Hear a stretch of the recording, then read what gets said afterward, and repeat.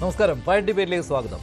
ഭാരതമാതാവിനെ ചൊല്ലി ഗവർണറും സർക്കാരും തമ്മിൽ പോര്. ഭാരതാംബയുടെ ചിത്രത്തിന് മുന്നിൽ പുഷ്പാർച്ചന നടത്തി പരിസ്ഥിതി ദിനാഘോഷം തുടങ്ങണമെന്ന രാജ്ഭവന്റെ നിർദ്ദേശം മുഖ്യമന്ത്രിയുടെ അനുമതിയോടെ മന്ത്രി പി പ്രസാദ് തള്ളിക്കളഞ്ഞതോടെയാണ് വിവാദം തുടങ്ങിയത്. രാജ്ഭവനിൽ ഗവർണറുടെ സാന്നിധ്യത്തിൽ നടത്താനിരുന്ന സർക്കാരിന്റെ പരിസ്ഥിതി ദിനാഘോഷം അങ്ങനെ സെക്രട്ടേറിയറ്റ് ദർബാർ ഹാളിലായി. സർക്കാർ ബഹിഷ്കരിച്ച ഭാരതാംബയുടെ മുന്നിൽ പുഷ്പാർച്ചന നടത്തി വിളക്ക് കൊളുത്തി രാജ്ഭവനിൽ ഗവർണറും ആഘോഷിച്ചു. രാജ്ഭവനിലേത് യഥാർത്ഥ ഭാരതാംബയല്ലെന്നാണ് മന്ത്രി പറയുന്നത്. മറിച്ച് RSS ഭാരതാംബയാണ് രാജ്ഭവനിലെന്നാണ് സർക്കാർ വാദം. രാജ്ഭവൻ RSS കാര്യാലയമാക്കുന്നുവെന്ന ഇടതു വലതു മുന്നണികളുടെ വിമർശനത്തിനിടെ പ്രൈം ഡിബേറ്റ് ചർച്ച ചെയ്യുന്നു ഭാരതമാതാവിന്റെ പേരിൽ രാഷ്ട്രീയ മുതലെടുപ്പ്.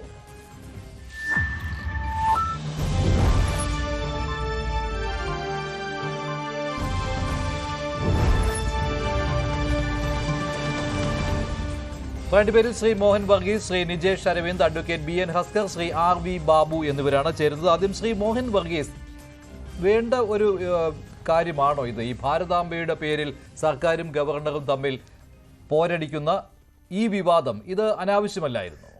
യാതൊരു ആവശ്യവും ഉള്ളൊരു കാര്യമായിരുന്നില്ല. ഇതൊരു കൾച്ചറൽ നറേറ്റീവ്, പൊതുവെ നിർദോഷമായ ഒരു കൾച്ചറൽ പ്രതീകമാണ് ഭാരതാംബ. പക്ഷേ അതിന് കൂടുതൽ ആഴതലങ്ങൾ വരികയാണ് ശ്രീ മഞ്ജുഷ്. ഇവിടെ ഒരു സാംസ്കാരിക ദേശീയതയുടെ പ്രതിഫലനമായി, പ്രതിരൂപമായി, പ്രതിബിംബമായി, ഐക്കോണായി ഭാരതാംബ പ്രതിഷ്ഠിക്കപ്പെടുമ്പോൾ തങ്ങളുടെ പൊളിറ്റിക്കൽ ലൈൻ അധികം മുന്നോട്ട് പോവില്ലല്ലോ. ഇത് ഈ ഭാരതാംബ എന്ന ഭാരതമാതാവ് എന്ന കോൺസെപ്റ്റിനെ ഭാരതീയ ജനതാ പാർട്ടി ഹൈജാക്ക് ചെയ്യുന്നു. ഭരണകൂടത്തിൻ്റെ ഏജൻസികളെ ഭാരതാംബയുടെ അല്ലെങ്കിൽ ഒരു കൾച്ചറൽ നാഷണലിസത്തിൻ്റെ ഒരു പ്രോപ്പഗേഷന് വേണ്ടി ഉപയോഗിക്കുന്നു. ഈ പരിഭവമാണ് പരിസ്ഥിതി മന്ത്രി പ്രസാദിൻ്റെ പരിഭവത്തിന് പിന്നിൽ. അദ്ദേഹം കമ്മ്യൂണിസ്റ്റുകാരനാണ്. കമ്മ്യൂണിസ്റ്റുകാർക്ക് ഈ ദേവീ സങ്കല്പമൊന്നും പരിചിതമല്ല.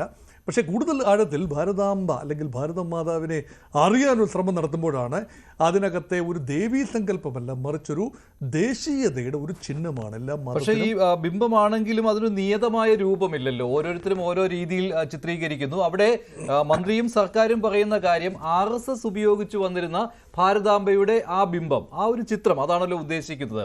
കാവിക്കൊടിയുമായിട്ടൊക്കെ ഇരിക്കുന്ന ഭാരതാംബ എന്നുള്ള ആ സങ്കല്പം അത് രാജ്ഭവനിൽ കാണുന്നു. രാജ്ഭവനിലെ ചിത്രം അത് തന്നെയാണ്.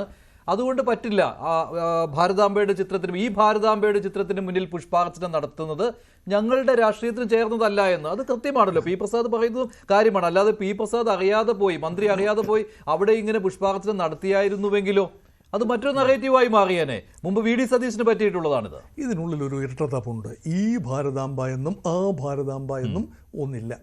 ഒരു ഭാരതാംബ എന്ന് പറയുമ്പോൾ അതിനൊരു യൂണിഫൈഡ് ഒരു രൂപം കൽപ്പിക്കുന്നത് അസാധ്യമായ കാര്യമാണ്. ചിത്രകാരൻ്റെ ഭാവനയിൽ വരുന്ന ഒരു സങ്കല്പമാണ്. ഒരു മൂർത്തിയായി അതിനെ മാറ്റിയെടുക്കുമ്പോഴാണ് അതിനൊരു രൂപം വരുന്നത്. ഈ സങ്കല്പത്തിന് ആരാണോ ചിത്രം വരയ്ക്കുന്നത്, ഇതിപ്പോൾ അതിനകത്തൊരു ഭഗവധ്വജത്തിനെ അനുസ്മരിപ്പിക്കുന്ന ഒരു കൊടിയുടെ ചിത്രമുണ്ട്. അത് സാഫ്രോൺ നിറമാണ്, കുങ്കുമ നിറമാണ്. അതുപോലെ ഈ സിംഹാരൂഢയായ ഭാരതമാതാവിൻ്റെ ചിത്രം, അവിടെ ഇന്ത്യയുടെ രൂപമുണ്ട്. ഇതെല്ലാം ചേർന്ന ആ ചിത്രം തന്നെയാണ് ഇതിനു മുൻപ് ശ്രീ ഗുരുമൂർത്തി രാജ്ഭവനിൽ വന്ന് ഈ പഹൽഗാം ആക്രമണത്തിന് മറുപടി ഇന്ത്യ നൽകിയ ആ ഒരു കാര്യം, ഓപ്പറേഷൻ പഹൽഗാം, ഓപ്പറേഷൻ സിന്ദൂർ വിവരിക്കാനായി വന്നപ്പോൾ പശ്ചാത്തലത്തിൽ ഉണ്ടായിരുന്നതും പുഷ്പാർച്ചന നടത്തിയതുമായ അതേ ഭാരതാംബയുടെ ചിത്രം ഉപയോഗിക്കുന്നതിൽ ഇടതുപക്ഷങ്ങൾക്ക് ഒരു പന്തുകേട് തോന്നി. അത് അവരുടെ രാഷ്ട്രീയമായി ഒരു പക്ഷേ ചേർത്ത് വായിക്കേണ്ടതുമാണ്. ഇവിടെ ഒരു ദേശീയതയുടെ ഒരു പ്രതിരൂപത്തെ ഹൈജാക്ക് ചെയ്യുകയാണ് എന്നതാണ് ഇടതുപക്ഷം അല്ലെങ്കിൽ CPI ഉയർത്തുന്ന, അതിനോട് എൻഡോഴ്സ് ചെയ്യുന്ന രീതിയിലാണ് മുഖ്യമന്ത്രി പറയുന്നത്. പക്ഷെ ഞാനൊരു കാര്യം കൂടി പറഞ്ഞോട്ടെ. ഈ ഭാരതാംബ എന്ന സങ്കല്പത്തിന് ഒരു അപകടമുണ്ട്, അപകടരാഹിത്യവുമുണ്ട്. ഈ അപകടരാഹിത്യം എന്ന് പറയുന്നത് ഇതൊരു പുതിയ സങ്കല്പമാണെന്ന് തോന്നാം. ബങ്കിം ചന്ദ്ര ചാറ്റർജിയുടെ ഈ വരികളിൽ നിന്ന് ഉദ്ഭവിച്ച്, വന്ദേ ഭാരതത്തിൽ നിന്നും ഉദ്ഭവിച്ചൊരു സങ്കല്പമാണെന്ന് ചിലർ കരുതുമ്പോഴും അതിന് മുൻപ് തന്നെ ഇങ്ങനൊരു കോൺസെപ്റ്റ് ഉണ്ട്. അതിനെ കുറച്ചുകൂടെ മൂർത്തിമത് ഭാവം നൽകുകയാണ് ബങ്കിം ചന്ദ്ര ചാറ്റർജിയും. ഒരു ചിത്രത്തിൻ്റെ രൂപത്തിൽ രവീന്ദ്രനാഥ ടാഗോറിൻ്റെ അനന്തരവൻ അഭിനേന്ദ്ര ടാഗോർ വരച്ച ഒരു ചിത്രം. ഈ ചിത്രമല്ലേ അത്? ആ ചിത്രമാണ് അത് ഇപ്പൊ കാണുന്ന, ഇപ്പൊ സ്ക്രീനിൽ കാണുന്ന ചിത്രമാണ്. അതിൽ 4 കരങ്ങളാണ്. ഈ 4 കരങ്ങൾ പ്രതീകാത്മകമായ കരങ്ങളാണ്. ഈ കൈകളിൽ ഒരു കൈയിൽ ഈ അറിവിൻ്റെ രൂപമായ പുസ്തകം അല്ലെങ്കിൽ താളിയോല ഗ്രന്ഥം, മറ്റൊരു കൈയിൽ വെളുത്ത ഒരു വസ്ത്രം, ശുഭ്രവസ്ത്രം, മറ്റൊരു കൈയിൽ കതിര്, കാരണം പ്രത്യുൽപാദനത്തിൻ്റെ ഉൽപാദനക്ഷമതയുടെ എല്ലാ ഐശ്വര്യത്തിൻ്റെ എല്ലാം പ്രതീകമായ ഒരു ജപമാല, വിശ്വാസത്തിൻ്റെയും ആരാധനയുടെയും നമ്മുടെ അതിൻ്റെ എല്ലാം ഒരു സ്പിരിച്വാലിറ്റിയുടെ എല്ലാം ഒരു പ്രതീകം. ഇതെല്ലാം ചേർന്ന വിശാല അർത്ഥമുള്ള ഭാരതാംബയാണ് ഒരുപക്ഷെ ബംഗാളി സങ്കല്പത്തിലുള്ളൊരു ഭാരതാംബ. പക്ഷെ അതിൽ നിന്നും ലേശം വ്യത്യസ്തമായ ചിത്രീകരണമാണ് പിൽക്കാലങ്ങളിൽ നടന്നത്. ആ ചിത്രമാണ് ഇപ്പോൾ വിവാദമായിരിക്കുന്നത്. ഇപ്പോൾ സ്ക്രീനിൽ കാണുന്ന ചിത്രം വിവാദ ചിത്രമല്ല. പക്ഷേ ഈ ചിത്രം അധികം ട്രാക്ഷൻ ലഭിച്ചൊരു ചിത്രമല്ല. കുറച്ചുകൂടി ഒരു സിംഹം അവിടെ പ്രത്യക്ഷപ്പെടുകയും ചിത്രമാണ്. ഇതാണ് ഭാരതാംബയുടെ ചിത്രമായിട്ട് വ്യാപകമായിട്ട് ഉപയോഗിക്കുന്നത്. RSSന്റെ വേദികളിൽ ഇന്ത്യയുടെ ഭൂപടം പോലും ഇങ്ങനെയല്ല എന്നുള്ളതാണല്ലോ. അത് ഇത് വിശാല ഇന്ത്യയാണ്, അവിഭക്ത ഭാരതം, അഖണ്ഡ ഭാരതം. അപ്പോൾ അഖണ്ഡ ഭാരതത്തിൽ പാകിസ്ഥാനുണ്ട്, പിന്നെ ബർമ്മ വരെയുള്ള പ്രദേശങ്ങൾ അടങ്ങിയിരിക്കുകയാണ്. അവിടെ ബംഗ്ലാദേശുണ്ട്, ഇന്നത്തെ പാകിസ്ഥാനുണ്ട്, അഫ്ഗാനിസ്ഥാൻ്റെ പ്രദേശങ്ങളുണ്ട്. അങ്ങനെ മഹാഭാരത കാലത്തെ ഒരു വിശാലമായ ഭൂമിക ചിത്രീകരിക്കുന്ന ഒന്നാണ്. ഇതൊരു ഡ്രീമാണ്. അപ്പോൾ ഇവിടെ ഒരു അമ്മ സങ്കല്പമാണുള്ളത്. പണ്ട് മുതൽ തന്നെ കേരളത്തിൽ ചേരനാട്ടിൽ ഉൾപ്പെടെ ഒരു അമ്മ സങ്കല്പമുണ്ട്. അതിൽ നിന്നാണ് ഇത് RSS ഉപയോഗിക്കുന്നതാണ് എന്നുള്ളതാണല്ലോ. കാരണം RSSന്റെ പരിപാടികളിൽ ഉള്ളതാണ് അല്ലേ? അല്ല, അതിനെന്താണ് RSSന്റെ പരിപാടികളിലുള്ള ചിത്രമല്ല. ഞാൻ ഏറെ ചിത്രങ്ങൾ കണ്ടിട്ടുള്ള നിയതമായ രൂപമില്ല എന്നുള്ളതാണല്ലോ പ്രശ്നം. ഇപ്പോൾ RSSന്റെ പരിപാടികളിൽ ഉള്ള ഭാരതാംബ അല്ല എന്നെങ്ങനെ പറയാൻ കഴിയും? പിന്നെ ത്രിവർണ്ണ പതാക എന്തിയ ഈ പലപ്പോഴും സാരി ഉൾപ്പെടെ ഭാരതാംബ ധരിക്കുന്ന വസ്ത്രം ഉൾപ്പെടെ ത്രിവർണ്ണമാണ് ആ വസ്ത്രം. ഇതെല്ലാം തന്നെ ദേശീയതയുടെ ഒരു രാജ്യത്തിന്, ഒരു സംസ്കാരത്തിന് ദീർഘകാലം മുന്നോട്ട് പോകണമെങ്കിൽ ഈ പ്രതിരൂപങ്ങൾ പിന്നെ ഈ രൂപകങ്ങൾ ഉണ്ടാവണം. ഇത് ഉണ്ടാകുമ്പോൾ അതിനൊരു ഒരു എല്ലാവരും അംഗീകരിക്കുന്ന ഒരു രൂപം ഉണ്ടാകുന്നത് നല്ലതാണെന്നാണ് എൻ്റെ അഭിപ്രായം. അപ്പം ഇതിനെ പലരും പല രീതിയിൽ ചിത്രീകരിക്കുന്നു. ഇപ്പോൾ സോണിയാഗാന്ധിയെ ഭാരതാംബയായി ചിത്രീകരിച്ചിരിക്കുന്നത് അത് കോൺഗ്രസ്സുകാർ തന്നെ ഭാരതാംബയായിട്ട് സോണിയാഗാന്ധിയെ ചിത്രീകരിക്കുന്നതാണ് ഈ ചിത്രം. അത് തെലങ്കാനയിലാണ് അല്ലേ? തെലങ്കാന മുഖ്യമന്ത്രിയുടെ കട്ടൗട്ടിനൊപ്പം തന്നെ സോണിയാഗാന്ധിയുടെ ചിത്രം. ഇത് അങ്ങനെ പല രീതിയിൽ ഇതിന് ഈ രൂപ മാറ്റങ്ങൾ നൽകാറുണ്ട് ഇല്ലേ? ഓരോരുത്തർക്കും അവരുടെ രാഷ്ട്രീയത്തിന് അനുകൂലമാകുന്ന രീതിയിൽ. പോരാട്ടത്തിൽ BJP ഏറെ മുന്നോട്ട് പോയി എന്ന പരിഭവമാണ് ഇന്ത്യ മുന്നണിയിലെ കക്ഷികൾക്കുള്ളത്. CPM-നും കോൺഗ്രസിനും ഒക്കെ ഉള്ളത്. BJP അതിനെ ഹൈജാക്ക് ചെയ്ത് കൊണ്ടുപോയി. ശരി, ശ്രീ നിജേഷ് അരവിന്ദ്, BJP-യും സംഘപരിവാറും ഹൈജാക്ക് ചെയ്തു ഭാരതാംബയെ. അതുകൊണ്ടാണല്ലോ ഭാരതാംബയെ ഞങ്ങൾ വണങ്ങില്ല, ഈ ചിത്രത്തെ ഞങ്ങൾ വണങ്ങില്ല, പുഷ്പാർച്ചന നടത്തില്ല എന്ന നിലപാടെടുക്കുന്നത്. മന്ത്രി P. പ്രസാദ് എടുത്ത നിലപാട് അതിനെ പൂർണ്ണമായിട്ടും അംഗീകരിക്കുകയല്ലേ കോൺഗ്രസ് ചെയ്യുന്നത്? അല്ല, ഭാരതാംബയെ നമ്മൾ വണങ്ങില്ല എന്നൊന്നും പുതിയ നെറേറ്റീവ് ദയവേത് ഉണ്ടാക്കണ്ട. ഈ ചിത്രം ഞാൻ പറഞ്ഞു കേട്ടോ, ആ ചിത്രം ഞാൻ പറഞ്ഞു, അതുകൊണ്ടാണ് ചിത്രം എടുത്തു കാണിച്ചത്. അല്ല മഞ്ജുഷേ, 1947 ഓഗസ്റ്റ് 15 ഇന്ത്യക്ക് സ്വാതന്ത്ര്യം കിട്ടിയത്. വ്യത്യാസമില്ലല്ലോ. അന്ന് ഇന്ത്യയിൽ ഉയർത്തിയത് ദേശീയ പതാകയാണ്, നെഹ്റു ആണ് ഉയർത്തിയത്. അതേ ദിവസം തന്നെ മഹാരാഷ്ട്രയിലെ പൂനെക്കടുത്ത് ഒരു വയലിനകത്ത് ഈ ചിത്രത്തിൽ കാണുന്ന കാവിക്കൊടി ഉയർത്തിയ ആളുകളുണ്ട്. കാവി ത്രികോണ കൊടി. അവർ പറഞ്ഞത് അതാണ് ഇന്ത്യയുടെ സ്വാതന്ത്ര്യ പതാക എന്നാണ്, ദേശീയ പതാക എന്നാണ്. ദീർഘകാലം ആ ത്രിവർണ്ണ പതാക ഉയർത്താൻ അവര് സമ്മതിച്ചില്ല. വാജ്പേയിയുടെ കാലഘട്ടമായപ്പോഴാണ് അവര് ഇത് ഉയർത്തിയത്. അപ്പൊ അന്നേ ഇത് മനസ്സിൽ സൂക്ഷിക്കുന്നു. ഇന്ന് അവസരം കിട്ടിയപ്പോൾ അത് പുറത്തെടുക്കുന്ന പുതിയ ചില പ്രതീകങ്ങൾ ഉണ്ടാക്കിയിട്ടുണ്ട്. ആ പ്രതീകങ്ങൾ അന്ന് 1925 ഉണ്ടായ, അല്ലെങ്കിൽ 1915 ഹിന്ദു മുന്നണിയുടെയും 25 RSSന്റെയും ഒക്കെ സ്വപ്നങ്ങളാണ്. നേരത്തെ മോഹൻ വർഗീസ് പറഞ്ഞ സ്വപ്നം എന്ന് പറയുന്ന ഒരു സാധനമുണ്ട്. ആ സ്വപ്നത്തിന് തലവെച്ച് കൊടുക്കാൻ എന്തായാലും ഇന്ത്യൻ നാഷണൽ കോൺഗ്രസ് ഇല്ല. ഈ ഒരു ചിത്രത്തിന്റെ പേരിലല്ല ഇന്ത്യ രാജ്യം ഉണ്ടായിട്ടുള്ളത്. ത്രിവർണ്ണ പതാക ഇന്ത്യയുടെ ദേശീയതയുമായി ചേർന്ന ഭാഗമാണ്, ഒരു സംശയവുമില്ല. അപ്പൊ അങ്ങനെ ഒരു പുതിയ പ്രതീകം ഉണ്ടാക്കിക്കൊണ്ട് ഞങ്ങളാണ് പുതിയ ഭാരതത്തിന്റെ ആളുകൾ, ഞങ്ങളാണ് ഇതിന്റെ മൊത്ത കച്ചവടക്കാർ എന്ന ധാരണ കുറെ കാലമായി RSS പയറ്റിക്കൊണ്ടിരിക്കുകയാണ്. അതിന് ഒത്ത ശരീരമുള്ള, ഒത്ത ചിന്തയുള്ള, ഒത്ത മനസ്സുള്ള ഒരാളെ ഇന്ത്യയുടെ കേരളത്തിന്റെ ഗവർണറായി അയച്ചിട്ടുണ്ട്. ആ ഗവർണർ വന്നപ്പോഴേ നമ്മൾക്കറിയാം അത് RSSന്റെ പതാക വാഹകനായിട്ടാണ് വരുന്നതെന്ന്. അപ്പൊ അദ്ദേഹത്തെ പിടിച്ചു കൂട്ടിക്കൊണ്ടുവന്ന് കേരള ഹൗസിൽ കൊണ്ട് ചായ കുടിച്ച ആളുകൾ ചിന്തിക്കുക, എത്ര തേച്ച് മെനുക്കി കഴിഞ്ഞാലും അതിനകത്തൊരു RSS ഉണ്ട്. ആ RSSന്റെ രൂപത്തെ കേരളത്തിൽ സ്വാഭാവികവൽക്കരിക്കാനും സാമാന്യവൽക്കരിക്കാനുള്ള ഒരു ശ്രമമാണ് നടത്തിയിട്ടുള്ളത്. ഇവിടെ സർക്കാരിന്റെ എതിർപ്പിന് കാരണം ഈ ചിത്രത്തിൽ കണ്ട ഭാരതാംബ, കാവിക്കൊടി പിടിച്ച ഭാരതാംബ, അഖണ്ഡ ഭാരത സങ്കല്പത്തിനൊത്ത അല്ലെ ഈ ചിത്രത്തെ വണങ്ങാൻ കഴിയില്ല. ഈ ചിത്രം രാജ്ഭവനിൽ നിന്ന് മാറ്റണം, ഈ പരിപാടിയിലെങ്ങും ഈ ചിത്രം ഉണ്ടാകരുത്, ഭാരതാംബയുടെ ചിത്രം ഉണ്ടാകരുത് എന്നതാണ്. നിങ്ങൾ അതിനെ അംഗീകരിക്കുന്നുണ്ടോ? ഈ കാണുന്ന ചിത്രത്തെ വണങ്ങുന്നതും പുഷ്പാർച്ചന നടത്തുന്നതും തെറ്റാണെന്ന്? ഈ ചിത്രം RSS ഉപയോഗിക്കുന്ന ചിത്രമാണ്, RSSന്റെ സങ്കല്പമാണ്. ആ RSSന്റെ സങ്കല്പവുമായി ചേർന്ന് നിൽക്കുന്നതല്ല ഇന്ത്യൻ ദേശീയത, ഇന്ത്യൻ നാഷണൽ കോൺഗ്രസിന്റെ ദേശീയതയും. അത് കൃത്യമാണ്, വളരെ കൃത്യമാണ്. ശരി, ആർ വി ബാബു, ഈ ചിത്രത്തെ വണങ്ങില്ല. അത് ഇടത് വലത് മുന്നണികൾ അങ്ങനെ തന്നെയാണ്. കോൺഗ്രസ് ആണെങ്കിലും CPM ആണെങ്കിലും CPIM ഒക്കെ ആണെങ്കിൽ അങ്ങനെയാണ്, അവരുടെ നിലപാടാണിത്. അതുകൊണ്ട് രാജ്ഭവനിൽ വന്ന് പുഷ്പാർച്ചന നടത്താൻ ഞങ്ങൾക്ക് സൗകര്യമില്ല എന്ന നിലപാടെടുക്കുകയും സെക്രട്ടേറിയറ്റിലേക്ക് ആ പരിപാടി മാറ്റുകയും ചെയ്തു. അവരുടെ നിലപാട് വെച്ച് നോക്കിയാൽ അതിനെ കുറ്റം പറയാൻ പറ്റുകയില്ലല്ലോ.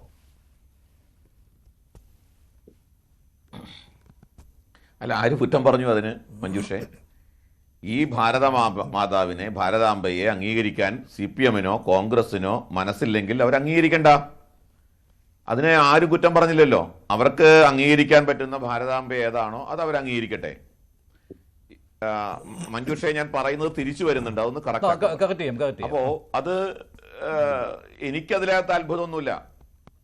ഇതിനകത്ത് എനിക്ക് അത്ഭുതമൊന്നുമില്ല. കാരണം അവര് ഇപ്പോ ഭാരതാംബയെ അംഗീകരിക്കില്ല, ഈ ഭാരതാംബയാണ് ഞങ്ങൾ അംഗീകരിക്കാത്തത്, ത്രിവർണ പതാകയിലുള്ള ഭാരതാംബയാണെങ്കിൽ ഞങ്ങൾ അംഗീകരിച്ചേനെ എന്നൊക്കെ പറയുന്നുണ്ട്. അതിൽ പോലും എനിക്ക് അത്ര വിശ്വാസമൊന്നുമില്ല. എന്റെ കാരണം ഭാരതം എന്ന പേരിനെ പോലും ഇവർ ഭയക്കുന്നല്ലോ. നമ്മൾ ഈ കഴിഞ്ഞ വർഷമല്ലേ റിപ്പബ്ലിക് ഓഫ് ഭാരത് എന്ന പേരിൽ പ്രസിഡന്റ് അദ്ദേഹത്തിന്റെ നെയിം ബോർഡിൽ ഒരു ചേഞ്ച് വരുത്തിക്കൊണ്ട് ഒരു പരിപാടി പങ്കെടുത്തപ്പോൾ എന്തായിരുന്നു ഇവിടെ പുകയില്? ഭാരതം എന്ന പേരിനെ പോലും ഇവർ എതിർക്കല്ലേ. ഇപ്പൊ ഈ കോൺഗ്രസിന്റെ വിജീഷ് ഇവിടെ പറയുന്നുണ്ടായി, ഞങ്ങൾ ഭാരത മാതാ അതിനോട് ഞങ്ങൾക്ക് എതിർപ്പില്ല, ഈ രീതിയിലുള്ള ദേശീയതയെ ഞങ്ങൾ അംഗീകരിക്കുന്നില്ല. ഭാരത് മാതാ കി ജയ് എന്ന് കോൺഗ്രസിന്റെ സമ്മേളനങ്ങളിൽ ഇപ്പൊ വിളിക്കാറുണ്ടോ? അങ്ങനെ വിളിച്ചതിന് ശാസിച്ച നേതാക്കന്മാരുടെ വീഡിയോ സോഷ്യൽ മീഡിയയിൽ ഒരുപാടുണ്ട് സർ, ഒരുപാടുണ്ട്. ഭാരത് മാതാ കി ജയ് എന്ന മുദ്രാവാക്യം ഇന്ന് കോൺഗ്രസ് സമ്മേളനങ്ങളിൽ മുഴങ്ങാറില്ല.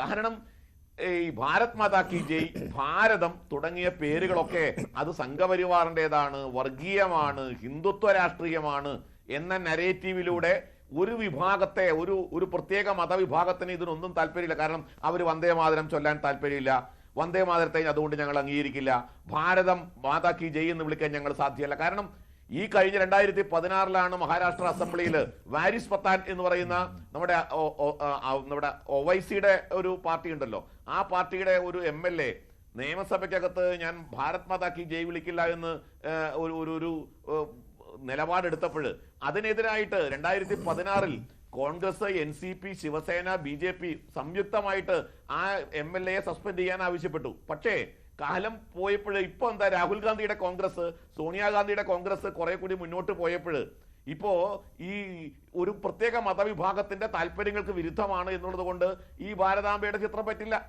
ഭാരതം എന്നുള്ള പേര് പറ്റില്ല, കാവ്യ പറ്റില്ല, ഒന്നും പറ്റാത്ത അവസ്ഥയാണല്ലോ. വന്ദേ മാതരം പാടാൻ പറ്റില്ല. ഇങ്ങനെയുള്ള ഒരു നിലപാടിലേക്ക് ഇവർ എത്തിച്ചേർന്നിരിക്കുകയാണ്. അതുകൊണ്ട് എനിക്ക് ഈ കാര്യത്തിൽ അത്ഭുതമൊന്നുമില്ല. രണ്ട് കാര്യങ്ങളാണ് എതിർക്കുന്നതിന് പറയുന്നത്. ഒന്ന് ഞാൻ നേരത്തെ പറഞ്ഞ പോലെ സംഘ് പരിവാറിൻ്റെതായി മാറിയിരിക്കുകയാണ് ഈ ചിത്രം.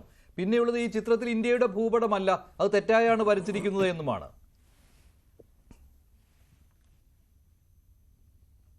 അല്ല, സാംസ്കാരിക ഭാരതത്തിന്റെ ചിത്രമാണ്, ഭൂപടമാണത്. സാംസ്കാരിക ഭാരതം എന്ന് പറയുമ്പോൾ കുറെ കൂടി വിശാലമാണ്.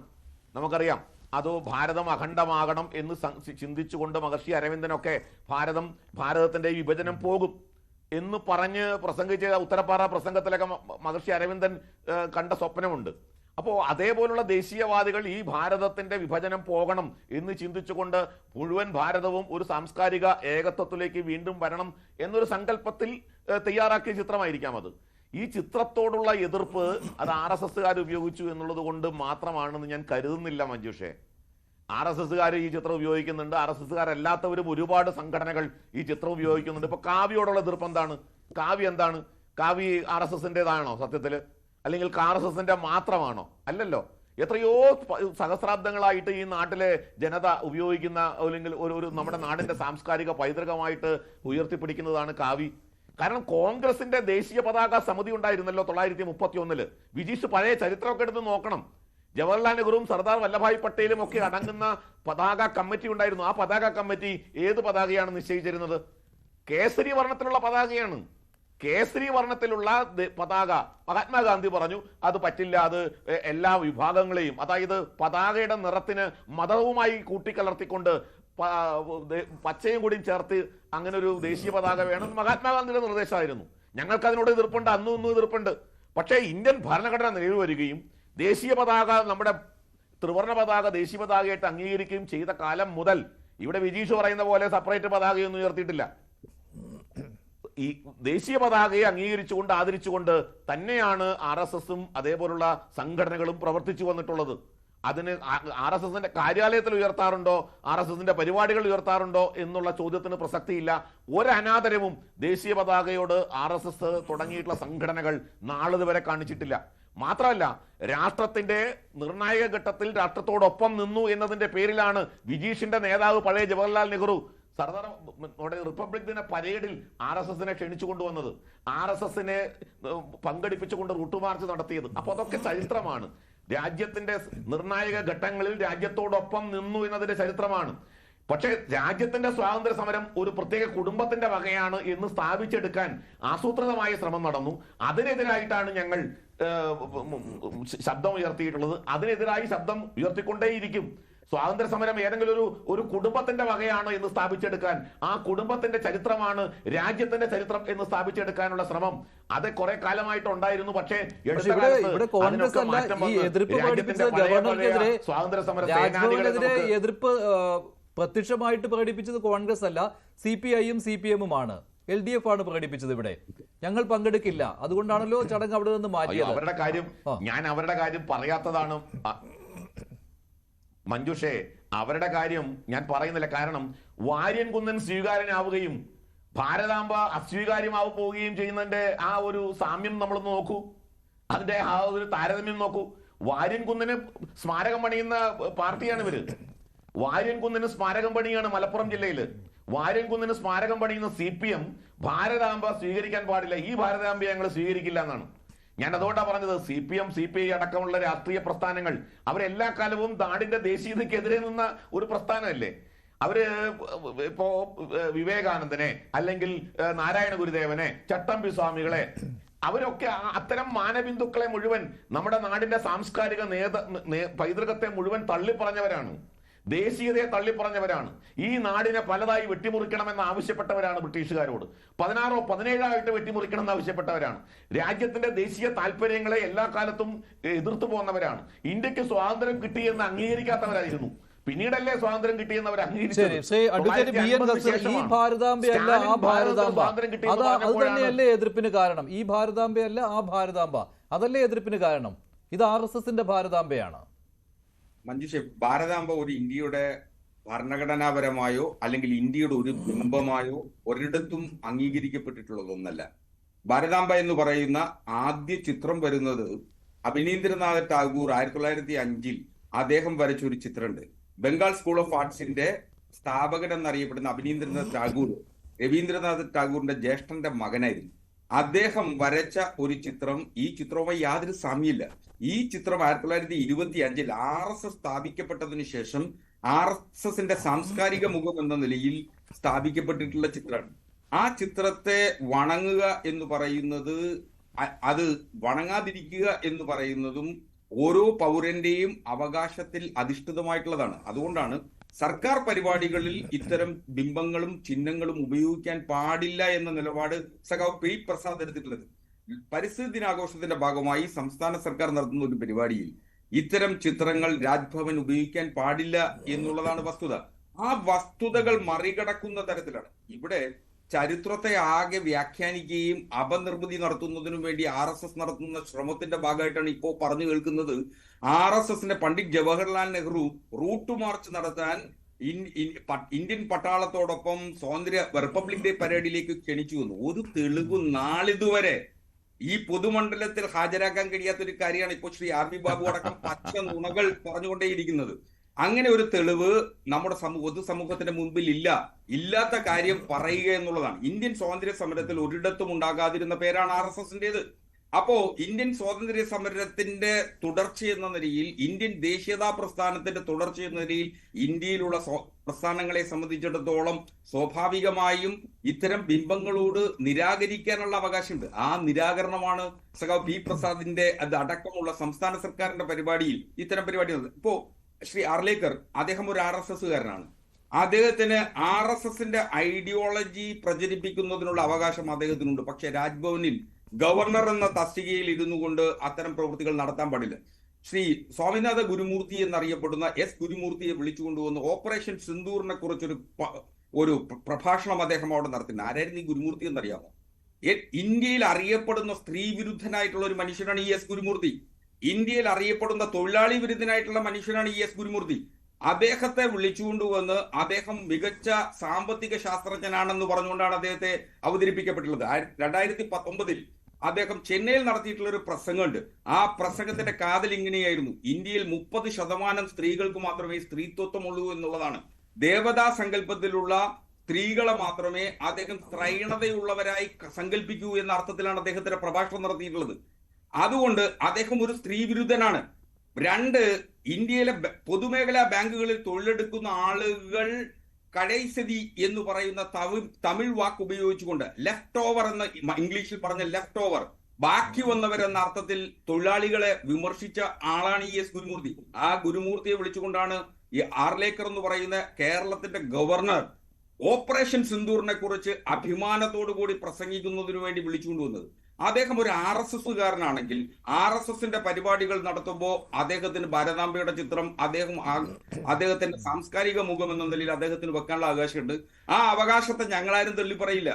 പക്ഷേ സംസ്ഥാന സർക്കാരിന്റെ പരിപാടിയിൽ ഞങ്ങളൊക്കെ, ഞാനും മഞ്ജുഷും അടക്കം നൽകുന്ന, കേരളത്തിലെ പൊതുസമൂഹം നൽകുന്ന ടാക്സ് കൊണ്ട് രാജ്ഭവൻ റൺ ചെയ്യുന്നു എങ്കിൽ ഇത്തരം പരിപാടികൾ നടത്താൻ അദ്ദേഹത്തിന് അവകാശമില്ല. ആ അവകാശം അദ്ദേഹം ഇങ്ങനെ ഇന്ത്യൻ സാംസ്കാരിക മുഖത്തിലേക്ക് തള്ളിവിടുമ്പോഴാണ് പ്രതിഷേധം ശക്തമായി ഉയരുന്നത്. ആ പ്രതിഷേധമാണ് ഇപ്പോൾ ഇവിടെ കണ്ടിട്ടുള്ളത്. അതിൽ പി പ്രസാദ് എടുത്തിട്ടുള്ള നിലപാട് അഭിനന്ദനാർഹമാണ്. ഇന്ത്യയുടെ ഭരണഘടനയെ അവഹേളിക്കുകയും ഇന്ത്യയുടെ ഭരണഘടന തന്നെ ഇല്ലാതാക്കണമെന്ന് ആഗ്രഹിക്കുകയും ചെയ്യുന്ന ഒരു വിഭാഗത്തിൽ നിന്ന് ഇത്തരം നിലപാടുകളെ ഞങ്ങൾക്ക് കാണാൻ കഴിയുള്ളൂ. ആ നിലപാടുകളാണ് പൊതുസമൂഹം ഇപ്പോൾ കണ്ടുകൊണ്ടേയിരിക്കുന്നത്. അത്തരം നിലപാടുകളിൽ നിന്നും, ഇത്തരം അപരവൽക്കരണത്തിൽ നിന്നും മാറി നിൽക്കുന്നതിന് രാജ്ഭവൻ തയ്യാറാകണം. അല്ലാത്ത പക്ഷം രാജ്ഭവന് ഇത്തരത്തിൽ അവഹേളനങ്ങൾ ഉണ്ടാകേണ്ടി വരും എന്നുള്ളതാണ് വസ്തുത. ശരി, ശ്രീ മോഹൻ വർഗീസ്, രാജ്ഭവനെ RSS കാര്യാലയമാക്കി മാറ്റുന്നു എന്നുള്ളതാണ് ഇപ്പോഴത്തെ ആരോപണം പ്രധാനമായും വന്നിട്ടുള്ളത്. ഇവിടെ ഫെഡറലിസത്തിൻ്റെ ആണിക്കല്ലാണ് ഗവർണർ. അതായത് കേന്ദ്ര സംസ്ഥാന ബന്ധങ്ങൾ ക്രമീകരിക്കുന്നതിനുള്ള ഭരണഘടനാപരമായ ഒരു സ്ട്രക്ചറൽ ഡിവൈസാണ് ഗവർണർ ഓഫീസ്. അപ്പം അതിൽ രാഷ്ട്രീയം കടന്നു വരുന്നത് സ്വാഭാവികം തന്നെയാണ്. കേന്ദ്ര സർക്കാരിൻ്റെ രാഷ്ട്രീയം ഒരു പരിധിവരെ സംസ്ഥാനത്തെ ഗവർണറിലൂടെ അദൃശ്യമായി നടപ്പിലാക്കാൻ ഉള്ള ഒരു ഏജൻസി തന്നെയാണ്. അങ്ങനെയല്ല ഭരണഘടന വിവക്ഷിക്കുന്നതെങ്കിൽ പോലും. പക്ഷേ അതിനൊക്കെ ചില പരിധികളുണ്ട്, ചില ലക്ഷ്മണരേഖകളുണ്ട്. ആ ലക്ഷ്മണരേഖ ലംഘിക്കാത്തിടത്തോളം കാലം ഗവർണർ ആദരിക്കപ്പെടും. അതുകൊണ്ട് മുൻ ഗവർണർ ആരിഫ് മുഹമ്മദ് ഖാൻ ഒരു പരസ്യമായ പോരാട്ടത്തിൻ്റെ ഒരു പാതയിലായിരുന്നു സംസ്ഥാന ഭരണകൂടവുമായി. അത് തെരുവിൽ വരെ എത്തി. SFIയുമായി ഉള്ള തെരുവ് യുദ്ധം ഉൾപ്പെടെ കണ്ടു. കരിങ്കൊടി പ്രകടനം എത്രയോ സംഭവബഹുലമായിരുന്നു. അതിനുശേഷം കുറച്ചുകൂടി ക്ലാസ് ഉള്ളൊരു വ്യക്തി വന്നു എന്നാണ് കേരള സംസ്ഥാന സർക്കാരിൻ്റെ ഒരു വിശകലനം. രാജേന്ദ്ര അർലേക്കർ വന്നപ്പോൾ കുറച്ചുകൂടി സഭ്യമായ രീതിയിൽ കാര്യങ്ങൾ മുന്നോട്ട് കൊണ്ടുപോകുന്ന, വലിയ ഒരു പൈറോടെക്നിക്സ് അല്ലെങ്കിൽ വലിയ രീതിയിലുള്ള വാഗ്ധോരണികളൊന്നും ഇല്ലാതെ ശാന്തമായി മുന്നോട്ട് പോകുന്ന ഒരു വ്യക്തി. അപ്പം അദ്ദേഹവുമായി ഇടപെടാം. രാജ്ഭവന് പല പ്രാവശ്യം മുഖ്യമന്ത്രി പോയി വിരുന്ന് സൽക്കാരത്തിൽ പങ്കെടുത്തു. അപ്പോൾ എല്ലാം ഭദ്രം എന്ന ഒരു ചിന്ത വന്നപ്പോഴാണ് യഥാർത്ഥത്തിൽ യഥാർത്ഥ ഉദ്ദേശം മറ്റു ചിലതാണോ? രാജേന്ദ്ര അർലേക്കർ എന്ന ഗവർണറുടെ അപ്പോയിൻമെൻറ്റിന് പിന്നിൽ ഒരു വിശാലമായ ഹിന്ദുത്വ അജണ്ട ഉണ്ടോ? RSSൻ്റെ ഒരു അജണ്ട കേരളം പോലെ ഒരു ബാലികേറാമല BJPയെ സംബന്ധിച്ചിടത്തോളം വലിയ സാധ്യതയുള്ള സ്ഥലമാണ്. പക്ഷേ നിലവിൽ ഒരു ഭരണകൂടം, BJP ഭരണകൂടം കേരളത്തിൽ ഉണ്ടാകും എന്ന ഒരു പ്രതീക്ഷ ഇപ്പോഴില്ല. അത് പിൽക്കാലത്ത് ഒരു പക്ഷേ സാധിച്ചേക്കാം, ഇപ്പോഴില്ല. അങ്ങനെയെങ്കിൽ ഒരു കൾച്ചറൽ നറേറ്റീവിലൂടെ ദേശീയത പറയുമ്പോൾ അതിന് ബദലൊന്നും പറയാനാവില്ലല്ലോ. അപ്പോൾ ദേശീയതയുടെ പ്രതിരൂപമായി ഭാരത മാതാവിനെ പ്രതിഷ്ഠിക്കുക, അത് തങ്ങൾ ആഗ്രഹിക്കുന്ന രീതിയിലുള്ള ഒരു ഭാരത മാതാവിൻ്റെ ചിത്രം കൊണ്ടുവരിക. ഇനി നോക്കൂ, ഭാരത മാതാവ് എന്ന ആ സങ്കല്പത്തിൻ്റെ ഒരു മഹത്വം, അതിൻ്റെ ഒരു വലിപ്പം, അത് നമ്മൾ കാണാതിരുന്നു കൂടാ. അപ്പം സാഫ്രോൺ കളറുള്ള ഫ്ലാഗ് ധരിച്ചോ, ഫ്ലാഗ് കയ്യിൽ പിടിച്ചോ എന്നതല്ല ഇവിടെ വിഷയം. ഇവിടെ ഒരു മാതൃസങ്കല്പമാണ് ഒരു രാജ്യത്തെ, ഒരു ജനതയെ ഒരുമിച്ച് നിർത്തുന്നത്. അപ്പം ഭൂമി മാതാവാണ്, ഭാരതം ഭൂമിയാണ്, അത് പുണ്യഭൂമിയാണ്, കർമ്മഭൂമിയാണ്, പിതൃഭൂമിയാണ് ഇവിടുത്തെ ആളുകളുടെ. അവിടെ ഒരു മാതൃസങ്കല്പം ഉണ്ടാകണം.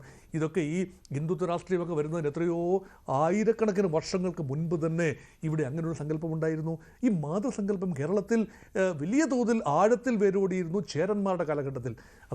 ഇതൊന്നും ഇപ്പോൾ കോൺഗ്രസും CPM-ഉം CPI-യും ഒക്കെ ഇതിനെ എതിർക്കുന്നു എന്ന് പറഞ്ഞാൽ ഇത് കാലാകാലങ്ങളായി RSS വേദികളിൽ വെക്കുന്ന ചിത്രമാണ്. ആ ഒറ്റ കാര്യമേ ഉള്ളൂ, അതിൽ കാവിക്കൊടിയുണ്ട്. ഇതാണ് എതിർക്കുവാനുള്ള കാരണം. ശ്രീ മഞ്ജുഷ, അത് ഈ ചിത്രം എന്നത് ഒരു സങ്കല്പത്തെ അല്ല അവർ എതിർക്കുന്നത്. അപ്പൊ സങ്കല്പം അതായത് അവിടെയാണ് ഒരു യൂണിഫോമിറ്റി ഉണ്ടാകേണ്ടത്. ഇങ്ങനെ വരയ്ക്കപ്പെടുന്ന ചിത്രങ്ങൾക്കൊരു ഏകദേശ രൂപം, ഏകീകൃത ചിത്രത്തിനെ കുറിച്ചുള്ള ഒരു കാര്യം നമ്മൾ ആലോചിക്കണം. കാരണം ഈ ജർമ്മനി പറയുന്നു അവർ ഫാദർലാൻഡ്, അവർ സ്വയം വിളിക്കുന്നത് ഫാദർലാൻഡ് എന്നാണ്. നമ്മളൊക്കെ വിളിക്കുന്നത്, മലയാളികളായ നമ്മളും അല്ലെങ്കിൽ ഇന്ത്യക്കാരെ എല്ലാവരും വിളിക്കുന്നത് മദർലാൻഡ്. ആരും ഫാദർലാൻഡ് എന്ന് പറയാറില്ല. അപ്പോൾ അവിടെ മാതൃത്വത്തിനൊരു പ്രാധാന്യമുണ്ട്. അവിടെ നിന്നാണ് നമ്മുടെ വിശ്വാസ സംഹിതകൾ ഉണ്ടായത്. ഇപ്പോൾ ഹിന്ദുത്വമൊക്കെ ഈ രൂപത്തിൽ ഉണ്ടാകുന്നതിന് മുൻപ് തന്നെ ഇവിടെ ഉണ്ടായിരുന്ന ഈ പ്രകൃതി ആരാധനാ ക്രമം, അവിടെ ചേരന്മാരുടെ കൊറ്റവ എന്ന ദേവത അതാണ് അമ്മയായി മാറിയത്. പിന്നീട് സംഘകാലത്തിന് ശേഷം ഈ മണിമേഖലയുടെയും അതുപോലെ ചിലപ്പധികാരത്തിൻ്റെയും ഒക്കെ കാലഘട്ടം വന്നപ്പോൾ ഈ പത്നി കൾട്ട് ഉണ്ടായി. അപ്പോൾ ആ പത്നി കൾട്ട് എന്ന് പറഞ്ഞാൽ പതിവൃതിയായ സ്ത്രീ. അപ്പോൾ അതാണ് എല്ലാ ഐശ്വര്യങ്ങളുമുള്ള ഒരു സ്ത്രീ. അപ്പോൾ സ്ത്രീ അമ്മയാണ്, സ്ത്രീ ദേവിയാണ്, സ്ത്രീ ഭൂമിയാണ്, സർവം സ്വഹയാണ്. ആ രീതിയിലുള്ള ചിന്ത വരുന്നു. അപ്പോൾ ആ രീതിയിലുള്ള ധാർമ്മികതയും മൂല്യങ്ങളും സ്ത്രീത്വത്തിൽ കൊണ്ടുവരികയാണ്. അത് ദേവീ സങ്കല്പമായി വന്നു. കേരളത്തിൽ അമ്മൻ കോവിലുകൾ ഉണ്ടാകുന്നത് അങ്ങനെയാണ്. അതുപോലെ ഭാരതത്തിൽ ഉടനീളം കാളി എന്ന ദേവീ സങ്കല്പം, അല്ലെങ്കിൽ ഭദ്രകാളി എന്ന് നമ്മൾ പറയുന്നത് കാളി ദേവസങ്കല്പം, അതുപോലെ ദുർഗ എന്ന ദേവസങ്കല്പം, ഇതെല്ലാം ഒരൊറ്റ ത്രെഡിൽ വരുന്ന ഭൂമി ദേവതാ സങ്കല്പത്തിൻ്റെ പല ആവിഷ്കാരങ്ങളാണ്. അവിടെ നിന്നുമാണ് ഒരു രാജ്യത്തിന് ഏറെക്കാലം സ്വാതന്ത്ര്യാനന്തരം 3/4 നൂറ്റാണ്ട് കഴിഞ്ഞിരിക്കുന്നു. ഒരു രാജ്യത്തിന് മുന്നോട്ട് പോകണമെങ്കിൽ അവിടെ ഒരു ഫ്ലാഗ് ഉണ്ടാകണം, നിറങ്ങളുണ്ടാകണം, അതിവിടെ ചില ബിംബങ്ങളും രൂപകങ്ങളും ഉണ്ടാകണം. അതിൻ്റെ ഭാഗമായുള്ള സങ്കല്പം ഇത് അമൂർത്തമായ അബ്സ്ട്രാക്ഷനാണ്. അമൂർത്തമായൊരു സങ്കല്പത്തിന് രൂപങ്ങൾ നൽകുന്നത് കലാകാരൻ്റെ ഭാവനയാണ്. അങ്ങനെ ഒരു രൂപം നൽകിയപ്പോൾ അവിടെ കാര്യങ്ങൾ വന്നു. അഖണ്ഡ ഭാരത സംസ്കാരം വന്നു. അതിപ്പോൾ RSS-ഉമായും BJP-യുമായും ചേർത്ത് വായിക്കുകയാണ്. അതൊരിക്കലും BJP RSS-ഓ വേണ്ടാന്ന് പറയില്ല. ഇതൊരു സ്വപ്നമാണ്. നേരത്തെ സൂചിപ്പിച്ചതുപോലെ ഒരു സ്വപ്നമാണ്.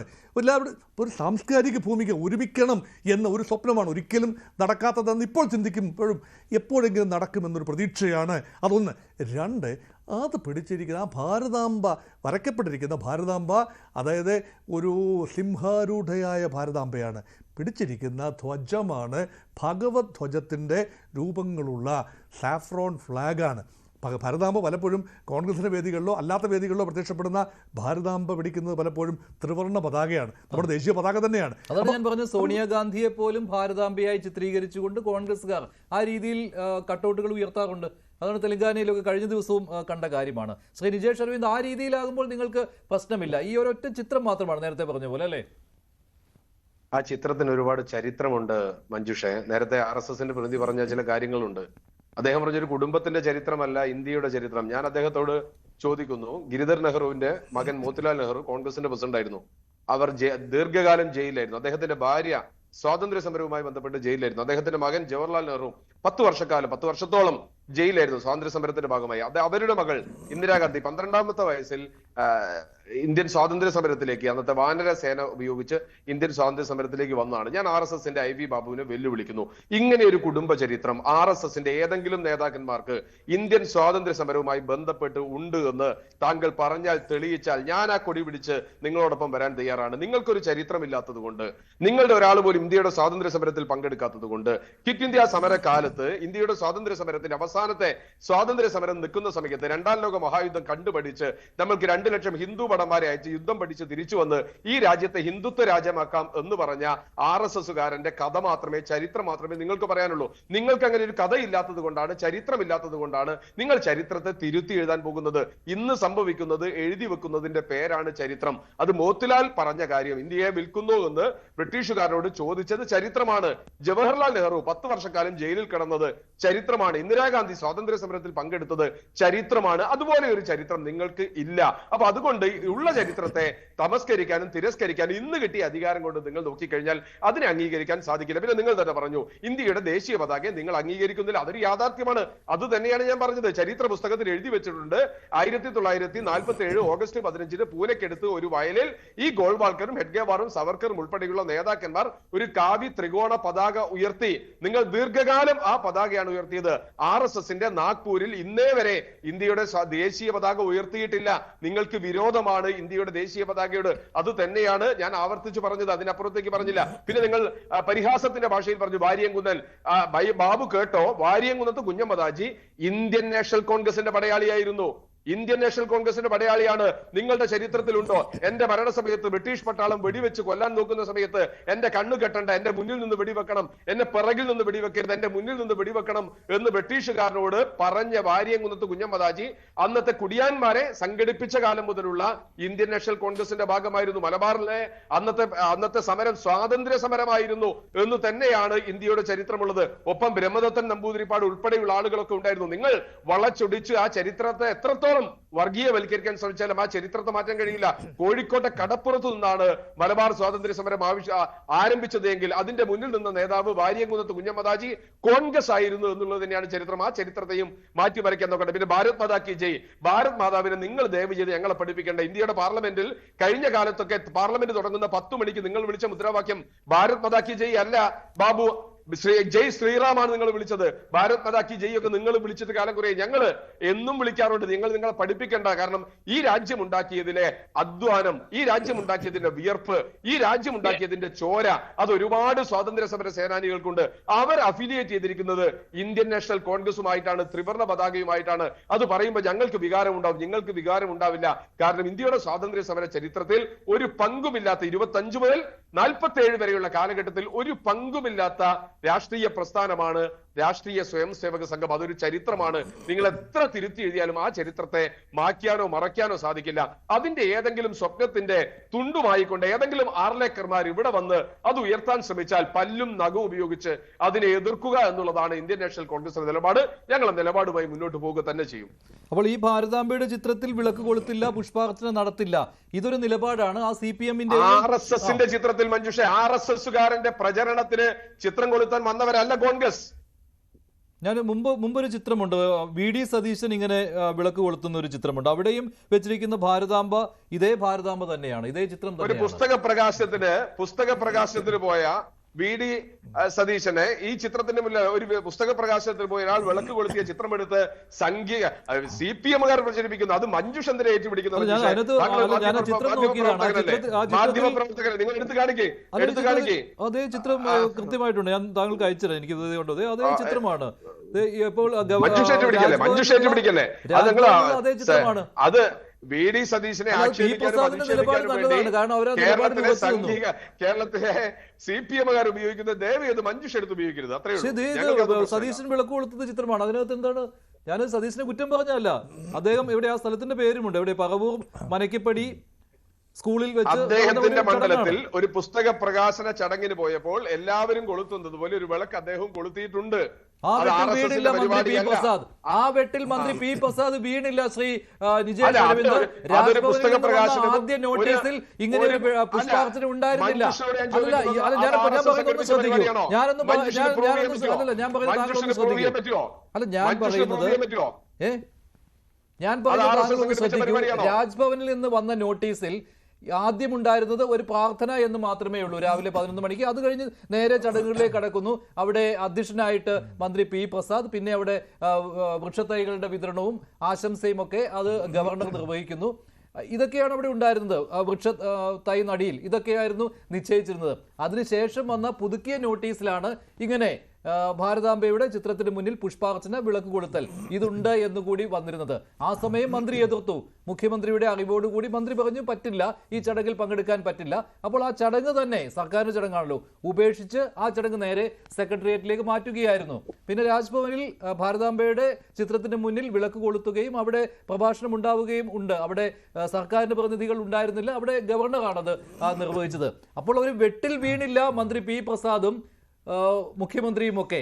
പക്ഷെ ഇവിടെ വി ഡി സതീശൻ വിളക്ക് കൊളുത്തിയത് ഇതേ ഭാരതാംബയുടെ ചിത്രത്തിന് മുന്നിലാണ്. അല്ല, അത് സർക്കാരിന്റെ പരിപാടിയായിരുന്നോ, ഗവർണറുടെ പരിപാടിയായിരുന്നോ, RSSന്റെ പരിപാടിയായിരുന്നോ? പരിപാടിയല്ല, ഒരു പുസ്തക പ്രകാശന ചടങ്ങായിരുന്നു ഞാൻ മനസ്സിലാക്കുന്നത് ശരിയാണെങ്കിൽ. ഗുരുജി ജന്മശതാബ്ദി ആഘോഷത്തോടനുബന്ധിച്ച് പറവൂർ മനക്കിപ്പടി സ്കൂളിൽ വെച്ച് നടന്ന ഒരു സെമിനാർ ആയിരുന്നു 2006 അല്ലേ? ഒരു സെമിനാർ ആയിരുന്നു. അതെ, അവിടെ വെച്ചാണ്. എന്തായാലും താങ്കൾ നേരത്തെ പരിപാടി എന്നല്ലല്ലോ. അല്ല, കോൺഗ്രസിന്റെ നിലപാട് ഇത് RSSന്റെ ഭാരതാംബയാണ്, ആ കാവിക്കൊടി ഉണ്ട് ഈ ഭാരതാംബയുടെ കയ്യിൽ, അവിടെ ഞങ്ങൾ വണങ്ങില്ല എന്നാണല്ലോ. അപ്പോൾ അതുകൊണ്ടാണ് ഞാൻ പറഞ്ഞത് വി ഡി സതീശൻ ഇങ്ങനെ അല്ല, മഞ്ജുഷിന് അത് പ്രൂവ് ചെയ്യാം, അത് ജനങ്ങളോട് പറയാം, ആവർത്തിച്ച് പറയാം. വി ഡി സതീശന്റെ രാഷ്ട്രീയത്തെ അത് അങ്ങനെയാണ് എന്ന് മഞ്ജുഷിന് ജനങ്ങൾ വിശദീകരിക്കട്ടെ. മഞ്ജുഷിന് വി ഡി സതീശന്റെ രാഷ്ട്രീയത്തിൽ സംശയമുണ്ടെന്ന് മഞ്ജുഷ് പറഞ്ഞോളൂ, അത് ജനങ്ങൾ വിശദീകരിക്കട്ടെ. മഞ്ജുഷ് കുറെ നേരമായി എക്സർസൈസ് ചെയ്തുകൊണ്ടിരിക്കുന്നത് വി ഡി സതീശൻ ഏതോ വെട്ടിൽ പോയി എന്നല്ലേ. വി ഡി സതീശന്റെ പൊളിറ്റിക്സിൽ കേരളത്തിലെ ജനങ്ങൾക്ക് സംശയമുണ്ട് എങ്കിൽ അവരങ്ങനെ വിശ്വസിക്കട്ടെ. എനിക്ക് സംശയമില്ല, കോൺഗ്രസിന് സംശയമില്ല, മഞ്ജുഷിന് ന്യൂസ് 18 സംശയമുണ്ട്. ഇത് ഞാൻ പരത്തിയ ഒരു സംഭവമാണോ ഇതിപ്പോൾ CPM? മഞ്ജുഷ് ഇന്നത്തെ കാലത്തിന്റെ എത്രയോ കാലം മുമ്പ് ഒരു സെമിനാറിൽ പങ്കെടുത്ത ചിത്രം മഞ്ജുഷ് ന്യൂസ് 18 ആവർത്തിക്കുന്നുണ്ട് എങ്കിൽ അതിന് നിങ്ങൾക്ക് ഹിഡൻ അജണ്ടയുണ്ട്. ആ ഹിഡൻ അജണ്ട നിലമ്പൂർ സംഭവിച്ചിട്ടുണ്ടെന്നാണ് പറഞ്ഞത്. അപ്പോൾ മഞ്ജുഷ് ഒരു കാര്യത്തിൽ സ്റ്റിക്ക് ഓൺ ചെയ്യുന്നുണ്ടെങ്കിൽ അത് മഞ്ജുഷിന് വേണ്ടിയിട്ടല്ല, ഏതോ ചില ആളുകളുടെ നാവായി മാറുകയാണ്. അങ്ങനെയൊന്നും പറയുന്നത് നടന്ന സംഭവം ഞാൻ പറയുകയായിരുന്നു. ശരി ഹസ്കർ. മഞ്ജുഷ, ഇതിൽ കാണേണ്ടത് ശ്രീ വി ഡി സതീശൻ ഗുരുജി ഗോൾവാർക്കറുടെ ഒരു അനുസ്മരണ പ്രഭാഷണത്തിൽ പങ്കെടുക്കുന്നതിന് വേണ്ടിയിട്ടാണ് നോർത്ത് പറവൂരിൽ ആ യോഗത്തിൽ പങ്കെടുത്തതാണ് ഞാൻ മനസ്സിലാക്കുന്നത്. സെമിനാറാണ് ഹസ്കർ?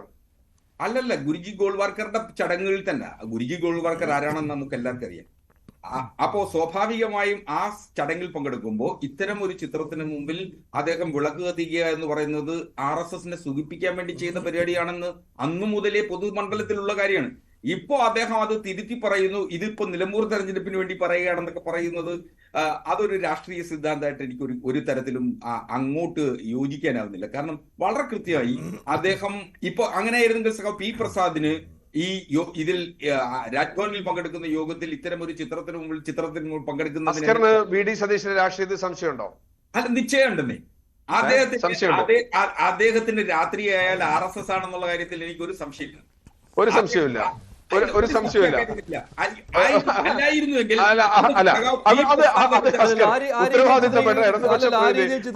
ശരിയല്ല അഡ്വക്കേറ്റ് BN ചിത്രത്തിന് മുന്നിൽ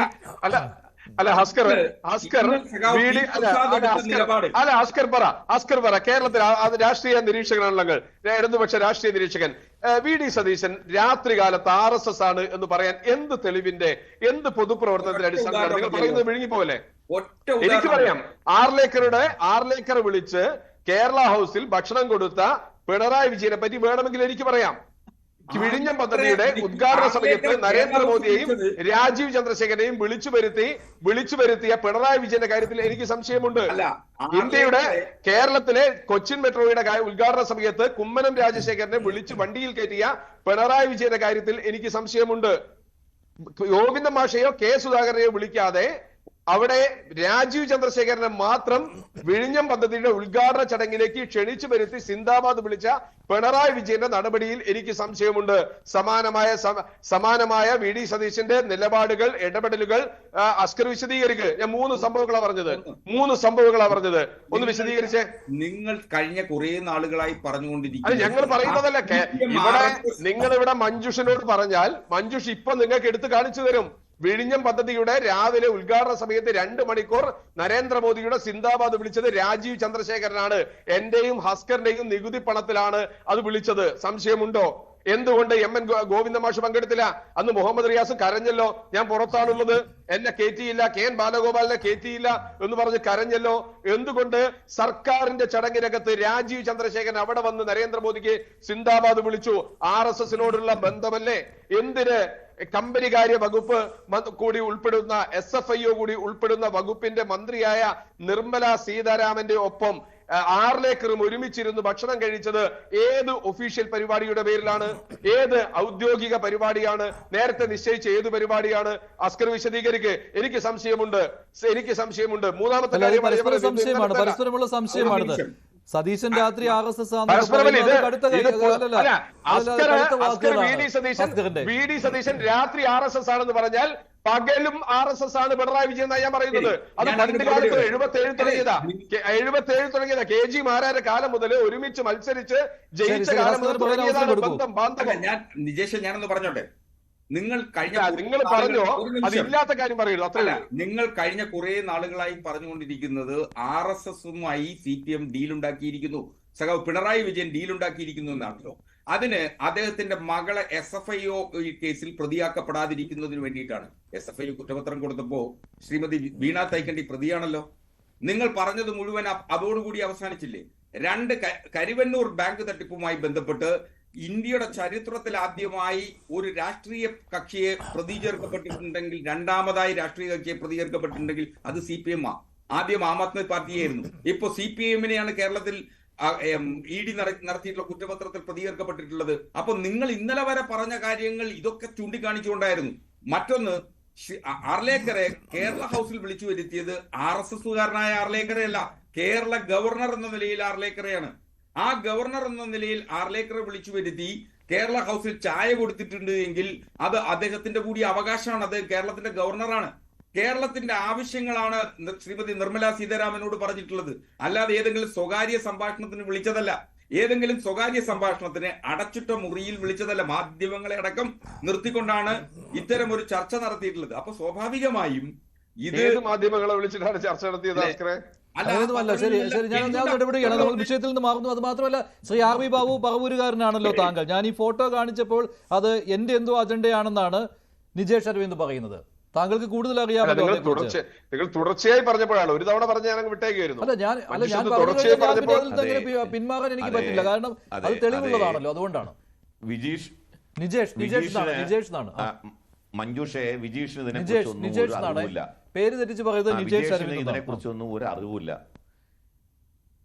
സോറി, നിജേഷ്. ഞാൻ എന്റെ മുമ്പിൽ TV ഇല്ലാത്തതുകൊണ്ട് എഴുതി കാണിക്കുന്നതും എനിക്ക് കാണാൻ പറ്റുന്നില്ല. അതുകൊണ്ട് സോറി നിജേഷെ, ഞാൻ പേര് തെറ്റായിട്ട് ഉപയോഗിച്ചിട്ടുണ്ടെങ്കിൽ സോറി.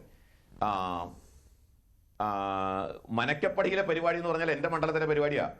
പറവൂര് സംഘ RSSന്റെ ഞാൻ താമസിക്കുന്ന താലൂക്കിലാണ് പരിപാടി. 2006 ഗുരുജി ജന്മശതാബ്ദി 100 വർഷം പൂർത്തിയാക്കിയ ഗുരുജി ജന്മശതാബ്ദിയോടനുബന്ധിച്ച് RSS സംഘടിപ്പിച്ച സെമിനാറാണ്. ഭീകരവാദം എന്ന വിഷയമാണ് അന്ന് ചർച്ച ചെയ്തത്. ആ ഭീകരവാദം എന്ന വിഷയത്തിൽ പങ്കെടുത്തുകൊണ്ടാണ് സതീശൻ സംസാരിച്ചത്. ഞാൻ ബാക്കി കാര്യങ്ങളൊക്കെ നിങ്ങൾക്ക് അറിയാവുന്നതാണ്. ഞാൻ അതിനെക്കുറിച്ച് കൂടുതൽ വിശദീകരിക്കുന്നില്ല. കാരണം ആ വിഷയവും ആ ഫോട്ടോയും പൊതുമണ്ഡലത്തിൽ കൊണ്ടുവന്ന ഒരാളാണ് ഞാൻ. അപ്പൊ അതുകൊണ്ട് അതിനെ സംബന്ധിച്ച് കൂടുതൽ ചർച്ച, ഇപ്പോൾ ഈ ചർച്ച പ്രധാനമായിട്ടും RSSൽ പങ്കെടുക്കുന്നു, RSSുമായി ബന്ധപ്പെടുത്തി വരാൻ കാരണം എന്താണ്? നിലമ്പൂർ തെരഞ്ഞെടുപ്പാണ്. ഇപ്പൊ നിലമ്പൂർ തെരഞ്ഞെടുപ്പിനെ മുൻനിർത്തിക്കൊണ്ടാണ് നിജേഷ് ഇവിടെ വാര്യൻകുന്നൻ കോൺഗ്രസ്സുകാരനാണെന്ന് വരെ പറഞ്ഞു വെച്ചു. എത്ര രസകരമാണെന്ന് നോക്കൂ. വാര്യൻകുന്നൻ കോൺഗ്രസ് ആണെന്നാണ്. വാര്യൻകുന്നൻ കോൺഗ്രസ് ആണ് എന്ന് പറയുമ്പോൾ കോൺഗ്രസിന്റെ മലബാർ PCC പ്രസിഡന്റായിരുന്ന K. മാധവൻ നായർ എഴുതിയ പുസ്തകമെങ്കിലും ഒരാവർത്തി വായിക്കാതെയാണോ നിജേഷ് ഇവിടെ വന്നത്? എനിക്ക് അറിഞ്ഞൂടാ. KP കേശവമേനോൻ എഴുതിയിട്ടുണ്ട് മലബാർ കലാപത്തെ കുറിച്ച്. മഹാത്മാഗാന്ധിജി മലബാർ കലാപത്തെ കുറിച്ച് പറഞ്ഞിട്ടുണ്ട്.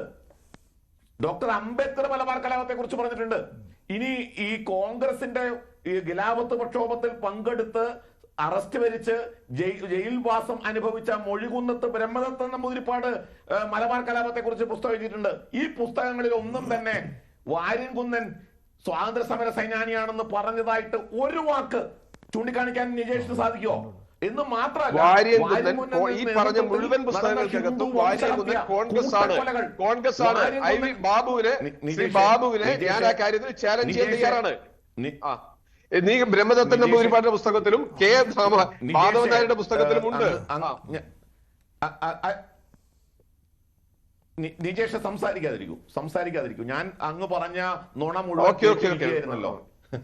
എന്റെ കയ്യില് മുഴുകുന്നത്ത് ബ്രഹ്മദത്തൻ നമ്പൂതിരിപ്പാടിന്റെ ഖിലാഫത്ത് സ്മരണകൾ എന്ന പുസ്തകമുണ്ട് സാർ. എന്റെ കയ്യിലുണ്ട് സാർ. മലബാർ കലാപം എന്നുള്ള പുസ്തകമുണ്ട് സാർ. കെ മാധവൻ നായരുടെ മലബാർ കലാപം എന്നുള്ള പുസ്തകമുണ്ട്. ആ പുസ്തകത്തിൽ എവിടെയെങ്കിലും ഒരു വരി ചൂണ്ടിക്കാണിക്കാമോ? എവിടെയെങ്കിലും ഒരു വരി എന്ന് മാത്രമല്ല, കെ മാധവൻ നായരുടെ പുസ്തകം കൃത്യമായിട്ട് വാര്യൻകുന്നൻ കലാപകാരിയാണ്, വാര്യൻകുന്നൻ കൊള്ളക്കാരനാണ്, വാര്യൻകുന്നൻ നമ്മുടെ പാണ്ടിക്കാട് കവലച്ചട്ടമ്പിയായിരുന്നു, അയാൾ നിരവധി ക്രിമിനൽ കേസിലെ പ്രതിയാണ് എന്ന് എഴുതി വെച്ചിട്ടുള്ള ആളുടെ പേര് നിങ്ങളുടെ പഴയ പ്രസിഡന്റ് കെ മാധവൻ നായരാണ് സാർ. നിങ്ങൾ അതെടുത്ത് വായിക്കണം സാർ. എന്നിട്ട് എന്റെ കയ്യിലുണ്ട്. ഞാൻ ആ പുസ്തകം എടുത്തു തരാം. ബ്രിട്ടീഷുകാരന്റെ ക്രിമിനൽ കേസ് പ്രതിയായിരുന്നത് അപരാധമാണ് എന്ന് ഞാൻ വിശ്വസിക്കുന്നില്ല. ഈ പുസ്തകങ്ങളൊക്കെ കെ മാധവൻ നായരുടെ പുസ്തകമാവട്ടെ. അല്ല, അങ്ങനെ പറയല്ലേ. നിങ്ങൾ എന്നോട് ചോദ്യം ചോദിച്ചാൽ ഞാൻ പറയുന്ന നുണയാണ് എന്ന് പറഞ്ഞാൽ എനിക്ക് മറുപടി പറയേണ്ടി വരും. വാര്യംകുന്നനിലേക്ക് ചർച്ച കൊണ്ടുപോകരുത്. അല്ല, പരസ്പരം പറഞ്ഞു കഴിഞ്ഞു. വാര്യംകുന്നനിലേക്ക് ചർച്ച കൊണ്ടുപോകരുത്. അല്ലല്ല, മഞ്ജുഷ പറഞ്ഞു തീർന്നില്ല. ഞാൻ പറഞ്ഞു തീർന്നില്ല. മറിച്ച് ഇവിടെ പറയേണ്ടായി വാര്യൻകുന്നൻ എന്തോ എന്നെ മുന്നിൽ നിന്ന് വെടിവെക്കൂ, എന്നെ പിന്നിൽ നിന്ന് വെടിവെക്കൂ. എവിടെ പറഞ്ഞു വാര്യൻകുന്നൻ? എവിടെ നിന്നാണ് നിങ്ങൾ എടുത്തു വായിച്ച പുസ്തകം? നിങ്ങൾ RSSകാർ എഴുതുന്ന പുസ്തകമല്ല. RSSകാരന് വാര്യംകുന്നൻ എന്ന് കേൾക്കുമ്പോ ബേജാറാണ്. കാരണം എന്താണ്? ഈ മലബാറിലെ അന്നത്തെ പ്രക്ഷോഭം പുറത്തേക്ക് വരരുത്. നിങ്ങളുടെ പ്രയാസം ഞാൻ പറഞ്ഞുതരാം ഐ വി ബാബു. കാരണം IV ശശിയും T ദാമോദരനും ചേർന്ന് ഞാൻ പറയാം ഐ വി ബാബു, IV ശശിയും T ദാമോദരനും ചേർന്ന് സിനിമ ഉണ്ടാക്കിയല്ല. ഞാൻ പറയാം, ആ 1921 ഇറങ്ങിയ കാലത്ത് നിങ്ങൾക്ക് പ്രശ്നമില്ലായിരുന്നു. പക്ഷേ ആഷിഖ് കപൂറും പൃഥ്വിരാജും കൂടി സിനിമ ഇറക്കാൻ നോക്കിയ സമയത്ത് നിങ്ങൾ അതിനെ വെട്ടി. കാരണം എന്താ? 35 കൊല്ലം മുമ്പ് ചരിത്രം സിനിമയാക്കുമ്പോൾ നിങ്ങൾക്ക് പ്രശ്നമില്ലായിരുന്നു. കാരണം നിങ്ങൾ വളർന്നിട്ടില്ലായിരുന്നു. എന്നാൽ ഇപ്പോ ആഷിഖ് കപൂർ സിനിമ ഇറക്കിയപ്പോ നിങ്ങൾ അതിനെ വെട്ടി. എമ്പുരാനിൽ നിങ്ങൾ എന്ത് ചെയ്തോ അതേ പ്രക്രിയ തന്നെ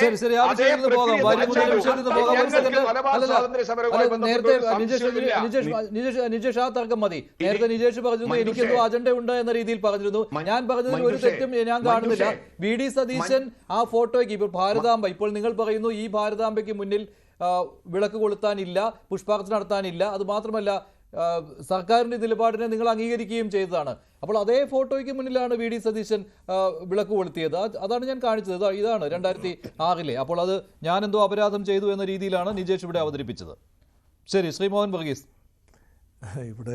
ഇവിടെ ഇതിലിപ്പം ഈ ഒരു ഫോട്ടോയിൽ 2006 കൊളുത്തിയ ദീപം അത് 2025 ആളിക്കത്തുന്ന ഒരു അവസ്ഥയിലേക്ക് മാറുന്നു എങ്കിൽ എത്രത്തോളം രാഷ്ട്രീയ മനസ്സുകൾ പ്രക്ഷുബ്ധമായിരിക്കുന്നു എന്ന് കാണാം. ഇത് തീർച്ചയായും ഞാൻ എഗ്രി ചെയ്യുന്നു. നിലമ്പൂർ ഉപതെരഞ്ഞെടുപ്പിന് മുൻപ് ഈ കളമൊന്ന് പിടിക്കാൻ വേണ്ടി ഒരുപക്ഷെ UDF, LDF, NDA മുന്നണിയും ഒക്കെ തന്നെ ശ്രമിക്കുന്ന ഒരു കാഴ്ചയാണ് എനിക്ക് കാണാനൊക്കുന്നത്. ഞാൻ മാറി നിന്ന് ഇത് കാണുന്നത് അങ്ങനെ തന്നെയാണ്. ഇവിടെ നോക്കൂ, ഈ ഭാരതാംബ എന്ന ഒരു സങ്കല്പമാണ് ഇവിടെ ഒരു തർക്ക വിഷയമാകുന്നത് എങ്കിൽ അതിൻ്റെ ഏറ്റവും അധികം അഡ്വാൻറ്റേജ് ലഭിക്കുന്നത് ഭാരതീയ ജനതാ പാർട്ടിക്കാണെന്ന് എൻ്റെ മനസ്സ് പറയുന്നു. അതിനുള്ള കാരണമുണ്ട്. കാരണം ഒരു ദേശീയത ഒരു വിഷയമായി വരുമ്പോൾ അതിനെ അതിലംഘിച്ചാൽ അതിന് രൂപവും ഭാവവും ഒക്കെ എന്ത് തന്നെ ആയിരുന്നാലും അത് ഡിഫെൻഡ് ചെയ്ത് നിർത്താൻ വലിയ ബുദ്ധിമുട്ടാണ്. പക്ഷേ ഇവിടെ ഈ ഒരു ഡിബേറ്റ് ഒരു പക്ഷേ ആരോഗ്യപരമായി പോകണം. അതിനുള്ള പ്രധാന ഒരു നിബന്ധന എന്ന് പറയുന്നത് ഭാരതമാതാവിൻ്റെ രൂപത്തിന്, ചിത്രത്തിന് ഒരു കൃത്യമായ ഒരു ധാരണ ഉണ്ടാക്കണം. അതിന് എക്രോസ് ദ പൊളിറ്റിക്കൽ ഫ്രോണ്ടിയർ നമുക്കങ്ങനെ ഒരു രൂപമാണ്, നമ്മൾക്ക് അങ്ങനെ സങ്കല്പം ആവശ്യമാണ്. തീർച്ചയായും അതിൽ ജാതി ഉണ്ടാകരുത്, മതമുണ്ടാകരുത്, ഭാഷ ഉണ്ടാകരുത്. ജാതിക്കും മതത്തിനും ഭാഷയ്ക്കും വർഗത്തിനും പ്രാദേശികതയ്ക്കും അതീതമായ ദേശീയത സ്ഫുലനമായ ഒരു തിളക്കമുള്ള ഒരു രൂപം ഉണ്ടാകണം. എന്ന് പറയുന്നത് സംഘപരിവാർ ഹൈജാക്ക് ചെയ്ത് കഴിഞ്ഞു. ഇത് അങ്ങനെ ആരും ഹൈജാക്ക് ചെയ്യേണ്ട ഒരു സങ്കല്പമല്ല ഭാരതാംബ. ബങ്കിം ചന്ദ്ര ചാറ്റർജിക്ക് ഈ വന്ദേ ഭാരതം എഴുതുന്ന സമയത്ത് അങ്ങനെ ഒരു BJP ഉണ്ടോ, RSS രൂപീകരിക്കുന്നത് 1925-ലല്ലേ? അപ്പോൾ ഹൈന്ദവ ദേശീയതയൊക്കെ ഈ രൂപത്തിൽ വളർന്നു വരുന്നതിനൊക്കെ മുൻപ് തന്നെ ഈ ഒരു സങ്കല്പമുണ്ട്. ഈ സങ്കല്പം ബ്രിട്ടീഷുകാർക്കെതിരെയുള്ള പോരാട്ടത്തിൽ ഇന്ത്യൻ നാഷണൽ കോൺഗ്രസിനും ദേശീയവാദികൾക്കും എല്ലാം തന്നെ ഊർജം പകർന്ന ആശയമാണ്. അതുകൊണ്ടാണ് ഭാരതമാതാ കി ജയ് എന്നത് ഇപ്പോൾ എന്ന വാക്കിനെ പോലും എങ്ങനെയാണ് മോഹൻ വർഗീസ് ഇവർ കണ്ടത്? അതെ, ഭാരതം എന്ന വാക്കിനൊക്കെ ഒരു വിശാലമായ ഭൂമികയുടെ അർത്ഥമുണ്ട്, ഒരു സാംസ്കാരിക അർത്ഥമുണ്ട്. അപ്പോൾ ഈ സംസ്കാരത്തെ നമ്മൾ മതത്തിൻ്റെ മാത്രം അടിസ്ഥാനത്തിൽ സംസ്കാരത്തെ ഒരു തലനാരിഴ കയറി പരിശോധിക്കേണ്ട ആവശ്യമില്ല. ഇതൊരു ബഹുല സംസ്കാരമാണ്, ഭാരതത്തിൻ്റേത് ബഹുല സംസ്കാരമാണ്. ആ ബഹുല സംസ്കാരത്തിൽ ഒരു ദേവതാ സങ്കല്പം, ഒരു ദേവി എന്ന് പറയുമ്പോൾ അത് ഹൈന്ദവമാണ്. ആ ഒരു രീതിയാണ് ഒരു പക്ഷേ ന്യൂനപക്ഷങ്ങൾക്ക് ചെറിയ ബുദ്ധിമുട്ടുണ്ടാക്കുന്നത്. അപ്പോൾ ഈ ദേവീ സങ്കല്പം എന്ന് ഭാരത മാതാവ് എന്ന് പറയുന്നത് അവിടെ ഒരു ദേവിയല്ല, യഥാർത്ഥത്തിൽ മാതാവാണ്. മാതാവിനെ ചില സമയത്ത് ഹൈന്ദവ സങ്കല്പം അനുസരിച്ച് ദേവീ സങ്കല്പം കൂടെ കടന്നു വന്നപ്പോഴാണ് ഒരു ദേവിയുടെ രൂപം, ഹൈന്ദവ ദേവതകളുടെ രൂപം അവിടെ എങ്ങനെയോ സന്നിവേശിപ്പിക്കപ്പെട്ടു. മതനിരപേക്ഷമല്ല എന്ന് പറയുന്നത് ഭരണഘടനാ സ്ഥാപനത്തിൽ പറ്റില്ല. അല്ല, അതുകൊണ്ടാണ് നമുക്ക് തീർച്ചയായും ഇങ്ങനെ ഒരു പല രാജ്യങ്ങൾക്കും ഉണ്ട് ഇങ്ങനെ ചില രൂപങ്ങളുണ്ട്. മിക്ക രാജ്യങ്ങൾക്കും ദേശീയത നിലനിർത്തിക്കൊണ്ട് മാത്രമേ ഒരു രാജ്യത്തെ മുന്നോട്ട് പോകാനൊക്കൂ. മോഹൻ വർഗീസ് പറഞ്ഞോളൂ. മോഹൻ വർഗീസ്, നമ്മുടെ ദേശീയ മാനബിന്ദുക്കളിൽ ഞാൻ ചില ഉദാഹരണങ്ങൾ പറയാം. നമ്മുടെ സ്പോർട്സിലെ അവാർഡുകളുണ്ട്. അർജുന അവാർഡ്. ഏത് ദേശീയ പൈതൃകത്തെയാണ് അർജുനൻ എന്ന വാക്ക് കൊണ്ട് ഉദ്ദേശിക്കുന്നത്? ദ്രോണാചാര്യ അവാർഡ്, ഉർവശി അവാർഡ്, നമ്മുടെ നിരവധി സത്യമേവ ജയതേ, നമ്മുടെ സുപ്രീം കോടതിയുടെ, നമ്മുടെ കോടതിയുടെ മുദ്രാവാക്യാണത്. എവിടെ നിന്നാണ് അത് എടുത്തിട്ടുള്ളത്? അത് നമ്മുടെ നാടിന്റെ സംസ്കാരമാണ്. ഈ സാംസ്കാരിക മാനബിന്ദു, അതിനെയാണ് ഹൈന്ദവത എന്ന് പറയുക. അതൊരു മതമായിട്ട് ചുരുക്കി കെട്ടേണ്ട കാര്യമില്ല എന്ന് നമ്മൾ എത്രയോ കാലമായി പറയുന്നു. അതിന് മതത്തിന്റെ കള്ളിയിൽ ഒതുക്കി ചില വിഭാഗങ്ങളെ പ്രീതിപ്പെടുത്താനുള്ള വർഗീയ പ്രീണനത്തെയാണ് നമ്മൾ എതിർക്കേണ്ടത്. ഇത് തെറ്റാണ്. മഹാത്മാഗാന്ധിജിക്ക് ഭാരത് മാതാവ് എതിരായിരുന്നില്ല, അദ്ദേഹത്തിന് രാമൻ എതിരായിരുന്നില്ല. ഇപ്പോ കോൺഗ്രസിന് ജയ് ശ്രീറാം, ഇവിടെ നേരത്തെ പറഞ്ഞില്ലേ നിജേഷ്, ജയ് ശ്രീറാം വിളിക്കുന്നു. ജയ് ശ്രീറാം ഗാന്ധിജിക്ക് മടുപ്പുണ്ടാക്കിയ ഒരു മുദ്രാവാക്യമായിരുന്നില്ല. പക്ഷെ ഇതിനൊക്കെ ഒരു പ്രത്യേക മതവിഭാഗത്തിന്റെ താല്പര്യത്തിനനുസരിച്ച് പെരുമാറുന്നു. ഇതാണ് ഞാൻ ഉന്നയിച്ച കാര്യം. ശരി, ശ്രീ അഡ്വക്കേറ്റ് BN ഖസ്കർ, അതായത് ന്യൂനപക്ഷ പ്രീണനത്തിന് വേണ്ടി ഇടത് വലത് മുന്നണികൾ ഇതേ നിലപാട് പിന്തുടരുന്നു എന്നുള്ളതാണ്. മഞ്ജുഷേ, ആർട്ടിക്കിൾ 1 ഇന്ത്യൻ ഭരണഘടനയുടെ ആർട്ടിക്കിൾ 1 പറയുന്നത് ഇന്ത്യ ദാറ്റ് ഇസ് ഭാരത് എന്ന് പറഞ്ഞാൽ തുടങ്ങുന്നത്. എന്തുകൊണ്ടാണ് അങ്ങനെ വന്നത്? ഇന്ത്യയുടെ ഭരണഘടനാ അസംബ്ലിയിൽ വളരെ കൃത്യമായി ചർച്ചകൾക്കൊടുവിൽ ഇന്ത്യയുടെ പേര് ഭാരതം എന്നാണെന്നോ ഇന്ത്യ എന്നാണോ തീരുമാനിക്കേണ്ടത് എന്നുള്ളതിനെ സംബന്ധിച്ച് വിശദമായ ചർച്ചകൾക്കൊടുവിൽ ഭരണഘടന സ്ഥാപിതമാകുന്നതിന് മുമ്പ് ചർച്ചകൾക്കൊടുവിലാണ് ആ തീരുമാനത്തിൽ എത്തപ്പെട്ടിരിക്കുന്നത്. ഭാരതം എന്ന പേര് എന്ന് പറയുന്നത് എടുക്കണോ, ഇന്ത്യ എന്ന പേരെടുക്കണോ എന്നുള്ളതായിരുന്നു അന്നത്തെ ചർച്ച. ആ ചർച്ചകൾ നമ്മുടെ ഭരണഘടനാ അസംബ്ലിയുടെ ചരിത്രം പരിശോധിച്ചാൽ വളരെ കൃത്യമായി നമുക്ക് മുന്നിലുണ്ട്. ഇപ്പോ ഭാരതം എന്ന് പറയുന്നത്, ഇപ്പോ ഇവർ പറയുന്ന ഭാരതാംബയുടെ ഭാരതം എന്ന് പറയുന്നത് അതിന്റെ ആ ഭൂപടം എവിടെയാ ചെന്ന് നിൽക്കുന്നത്? ബംഗ്ലാദേശിലും പാക് ഒക്കുപ്പേറ്റ് കാശ്മീരും അടക്കം ചേരുന്ന അതൊരു സാംസ്കാരിക ഭൂപടമായി അവരിപ്പോ ചിത്രീകരിച്ചിട്ടുണ്ട്. 1925 ശേഷം അവരാഗ്രഹിച്ച സാംസ്കാരിക പശ്ചാത്തലമാവാം അത്. ഭാരതാംബ എനിക്കൊരു ഭയമില്ലെന്നേ, എനിക്കൊരു ഭയമില്ലെന്നേ.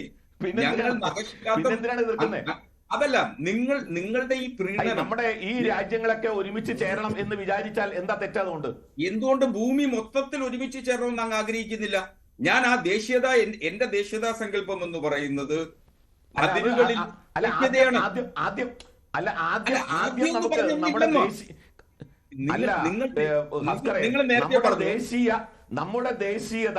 നമ്മുടെ ദേശീയത നിലകൊള്ളുന്ന രാജ്യങ്ങൾ ഏതൊക്കെയാണോ ആ രാജ്യങ്ങൾ ഒരുമിച്ച് ചേരണം എന്നാണ് നമ്മുടെ ദേശീയത, നമ്മുടെ പൈതൃകം, നമ്മുടെ ഉണ്ടായിരുന്ന രാജ്യം, അല്ലെങ്കിൽ ഉണ്ടായിരുന്ന രാജ്യം.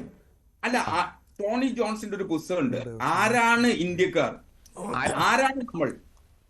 നിങ്ങൾ കരുതുന്നത് വർഷങ്ങളായി ഇന്ത്യയിൽ കുടിയേറി പാർത്തവരാണ് ഇന്ത്യക്കാർ.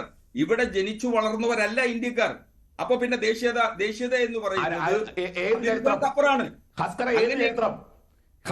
ഏത് ചരിത്രമാണ് പറയുന്നത്? അങ്ങനെ ഏത് ചരിത്രമാണ് ആര്യന്മാരുടെ കാലഘട്ടം അതൊരു വലിയ ഡിബേറ്റ്. അങ്ങനെ ഒരു കുടിയേറ്റം നടന്നിട്ടില്ല എന്ന് ചരിത്രകാരന്മാര്, ഒരു ഭാഗം വലിയ ചരിത്രകാരന്മാര് പറഞ്ഞിട്ടുണ്ട്. അല്ല, രണ്ട് അങ്ങനെ ഒരു തരത്തിലുണ്ട്. ചരിത്രം കുടിയേറ്റം ഇന്ത്യയിലേക്ക് നടന്നിട്ടില്ല എന്ന ചരിത്രമുണ്ട്. നിങ്ങൾ ഏത് ഉദാഹരണത്തിന് നിങ്ങൾ അങ്ങ് ഏത് വാരി ചരിത്രത്തെയാണ് പിൻപറ്റുന്നത്? ബ്രിട്ടീഷുകാരുടെ ചരിത്രം, അല്ല, ബ്രിട്ടീഷുകാരുണ്ടാക്കിയ ചരിത്രം, അതല്ല ബ്രിട്ടീഷുകാരുണ്ടാക്കിയ ചരിത്രമല്ല. ബ്രിട്ടീഷുകാരുണ്ടാക്കിയ ചരിത്രം ചരിത്രം എന്ന് അതാണ് പറയുന്നത് ഹസ്കർ പിന്തുടരുന്നത്. അല്ല, അതാണ് കമ്മ്യൂണിസ്റ്റ് പാർട്ടി പിന്തുടരുന്നത്. ചരിത്രമല്ലെന്നേ. അങ്ങനെ ബ്രിട്ടീഷുകാർ മാത്രം ഉണ്ടാക്കിയ ചരിത്രമല്ല. അതുകൊണ്ടാണ് നിങ്ങൾ പുതിയ ചരിത്രം സൃഷ്ടിക്കാൻ ശ്രമിക്കുന്നത്. ആരാണ് കുടിയേറ്റ സിദ്ധാന്തം കൊണ്ടുവന്നത്?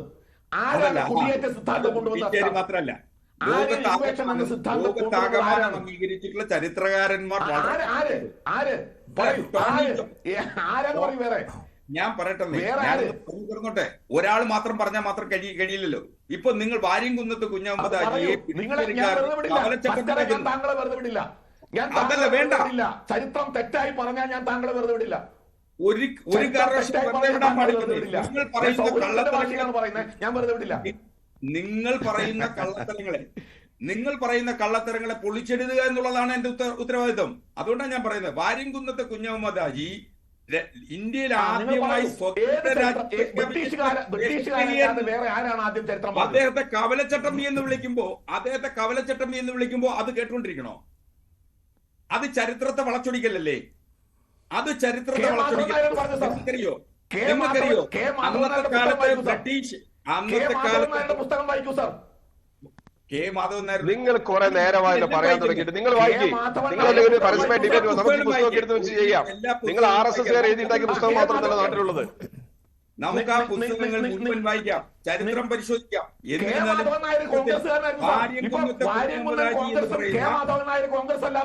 ദേശാഭിമാനിയെ വാര്യംകുന്നം കോൺഗ്രസും കെ മാധവൻ നായർ കോൺഗ്രസ്സുകാരനല്ലാതായി. വളരെ സന്തോഷമുണ്ട് നിജേഷ്. നിങ്ങൾ കെ മാധവൻ നായർ മുതൽ പി സുരേന്ദ്രൻ വരെയുള്ള ആളുകളാണ് മലബാറിലെ സമരവുമായി ബന്ധപ്പെട്ടുണ്ടാക്കിയത്. നിങ്ങൾ ആ പുസ്തകം മുഴുവൻ വായിക്കും. നിങ്ങൾ വാര്യംകുന്നം സ്വീകരിക്കുന്നു. അല്ല, വാര്യംകുന്നനെ ഞങ്ങൾ പറഞ്ഞ കുടിയാൻ സഭ തുടങ്ങിയ കാലത്ത് നിങ്ങൾ ബാബു കുടിയാൻ സഭ, അവിടെയുള്ള കുടിയാന്മാരെ സംഘടിപ്പിച്ച കോൺഗ്രസ് സംഘടിപ്പിച്ച കുടിയാൻ സഭ ഉണ്ടായത് മുതൽ വാര്യംകുന്നത്ത്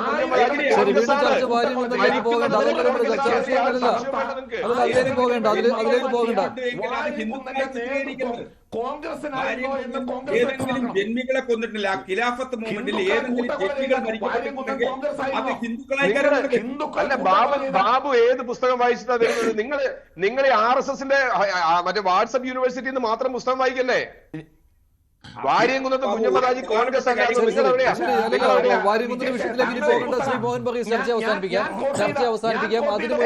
കെ മാധവൻ നായരുടെ പുസ്തകം എന്റെ കയ്യിലുണ്ട്. കെ മാധവൻ നായരുടെ മുന്നിൽ ചിലപ്പോൾ വിളക്ക് കൊളുത്തേണ്ടി വരും, പുഷ്പാർച്ചന നടത്തേണ്ടി വരും, അല്ലേ? തീർച്ചയായും. ടിജേഷ് പറഞ്ഞത് മമ്മൂട്ടി അഭിനയിച്ച സിനിമയിലെ ഡയലോഗാ. അല്ല, ആ മമ്മൂട്ടിയുടെ സിനിമയിൽ ഞാൻ ഒരു ചരിത്ര പശ്ചാത്തലം, RSSന്റെ മാറ്റത്തിന്റെ ചരിത്ര പശ്ചാത്തലമാണ് അന്ന് പ്രകടിപ്പിക്കാനുള്ള ധൈര്യം RSSണ്ടായിരുന്നു. മമ്മൂട്ടി അഭിനയിച്ച സിനിമയിലെ വെട്ടിയതുപോലെ തന്നെ അതാണ് RSSന്റെ സാംസ്കാരിക മുഖം. അതേ പറഞ്ഞിട്ടുള്ളൂ, അതാണ് പറഞ്ഞത്. ചരിത്ര RSSന്റെ മാറ്റം സൂചിപ്പിക്കാൻ വേണ്ടി മാത്രം ഭാരതാംബയുടെ ചിത്രം ഇവിടെ ചരിത്ര പുസ്തകമാണെന്ന് പറയുന്നത് പറഞ്ഞാൽ മതി. നിജേഷേ, നിങ്ങളെ ശരി, കെ മാധവൻ നായരുടെ പുസ്തകത്തിൽ മുതൽ പി സുരേന്ദ്രൻ ഏറ്റവും അവസാനം എഴുതിയത് പി സുരേന്ദ്രനാണ്. നമ്മുടെ മലബാർ സമരവുമായി ബന്ധപ്പെട്ട് ആ പുസ്തകം വരെയുള്ള കുടിയാന്മാരെ സംഘടിപ്പിച്ച കോൺഗ്രസ് പ്രസ്ഥാനത്തിന്റെ ആളായിട്ടാണ് വാര്യംകുന്നത്ത് കുഞ്ഞഹമ്മദ് ഹാജി വരുന്നത്. അല്ലാത്തൊരു ചരിത്രമുണ്ടെങ്കിൽ നിങ്ങൾ പഠിപ്പിക്കേ. വാര്യംകുന്നതിനെ വിട്ടിട്ട് ഭാരതാംബയിലേക്ക് കേന്ദ്രീകരിച്ചു കഴിഞ്ഞാൽ അദ്ദേഹത്തിന് ധൈര്യമുണ്ടായിരുന്നു, പോരാടാനുള്ള ധൈര്യമുണ്ടായിരുന്നു. അത് കെ മാധവൻ നായർ എഴുതിയിട്ടുണ്ട്.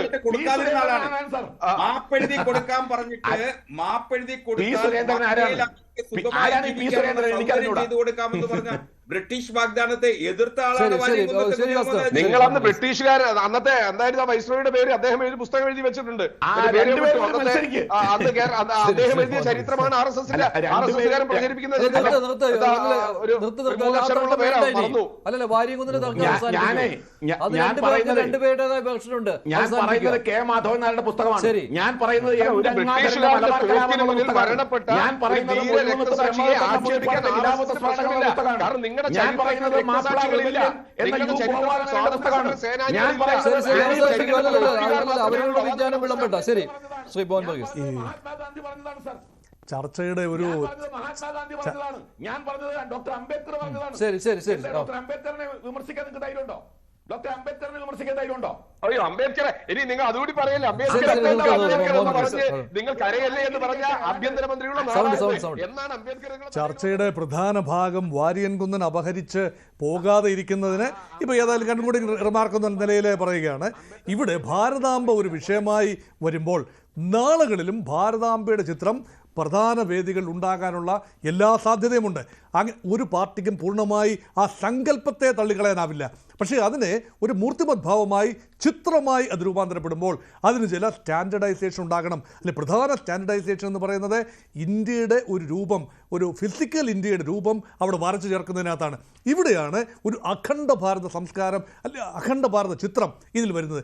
ഇവിടെ നോക്കൂ, ഇവിടെ ആ പേർഷ്യൻ ആ റീജിയൻ മുതൽ, അതായത് ഇന്നത്തെ ഇറാനിൻ്റെ പ്രദേശം, അഫ്ഗാനിസ്ഥാൻ്റെ പ്രദേശം, പാകിസ്ഥാൻ്റെ പ്രദേശം, ബാംഗ്ലാദേശിൻ്റെ പ്രദേശം, അതുമാത്രമല്ല അങ്ങ് ഏറെ കിഴക്കോട്ട് പോകുന്ന ബർമയുടെ പ്രദേശം ഉൾപ്പെടെ വിശാലമായ അർത്ഥത്തിൽ പറഞ്ഞാൽ ആ ഇന്ത്യൻ ഭൂമികയുടെ ഭാഗമാണ് ഇന്തോനേഷ്യ അല്ലെങ്കിൽ ജാവ, സുമാത്ര ധാവ, ആ ഭാഗത്ത് പോലും. അപ്പം ഇതെല്ലാം ചേരുന്ന ഒരു വിശാല സംസ്കാരം. ഇതിൻ്റെ പേരാണ് നേഷൻ, വിശാലമായ ദേശീയത.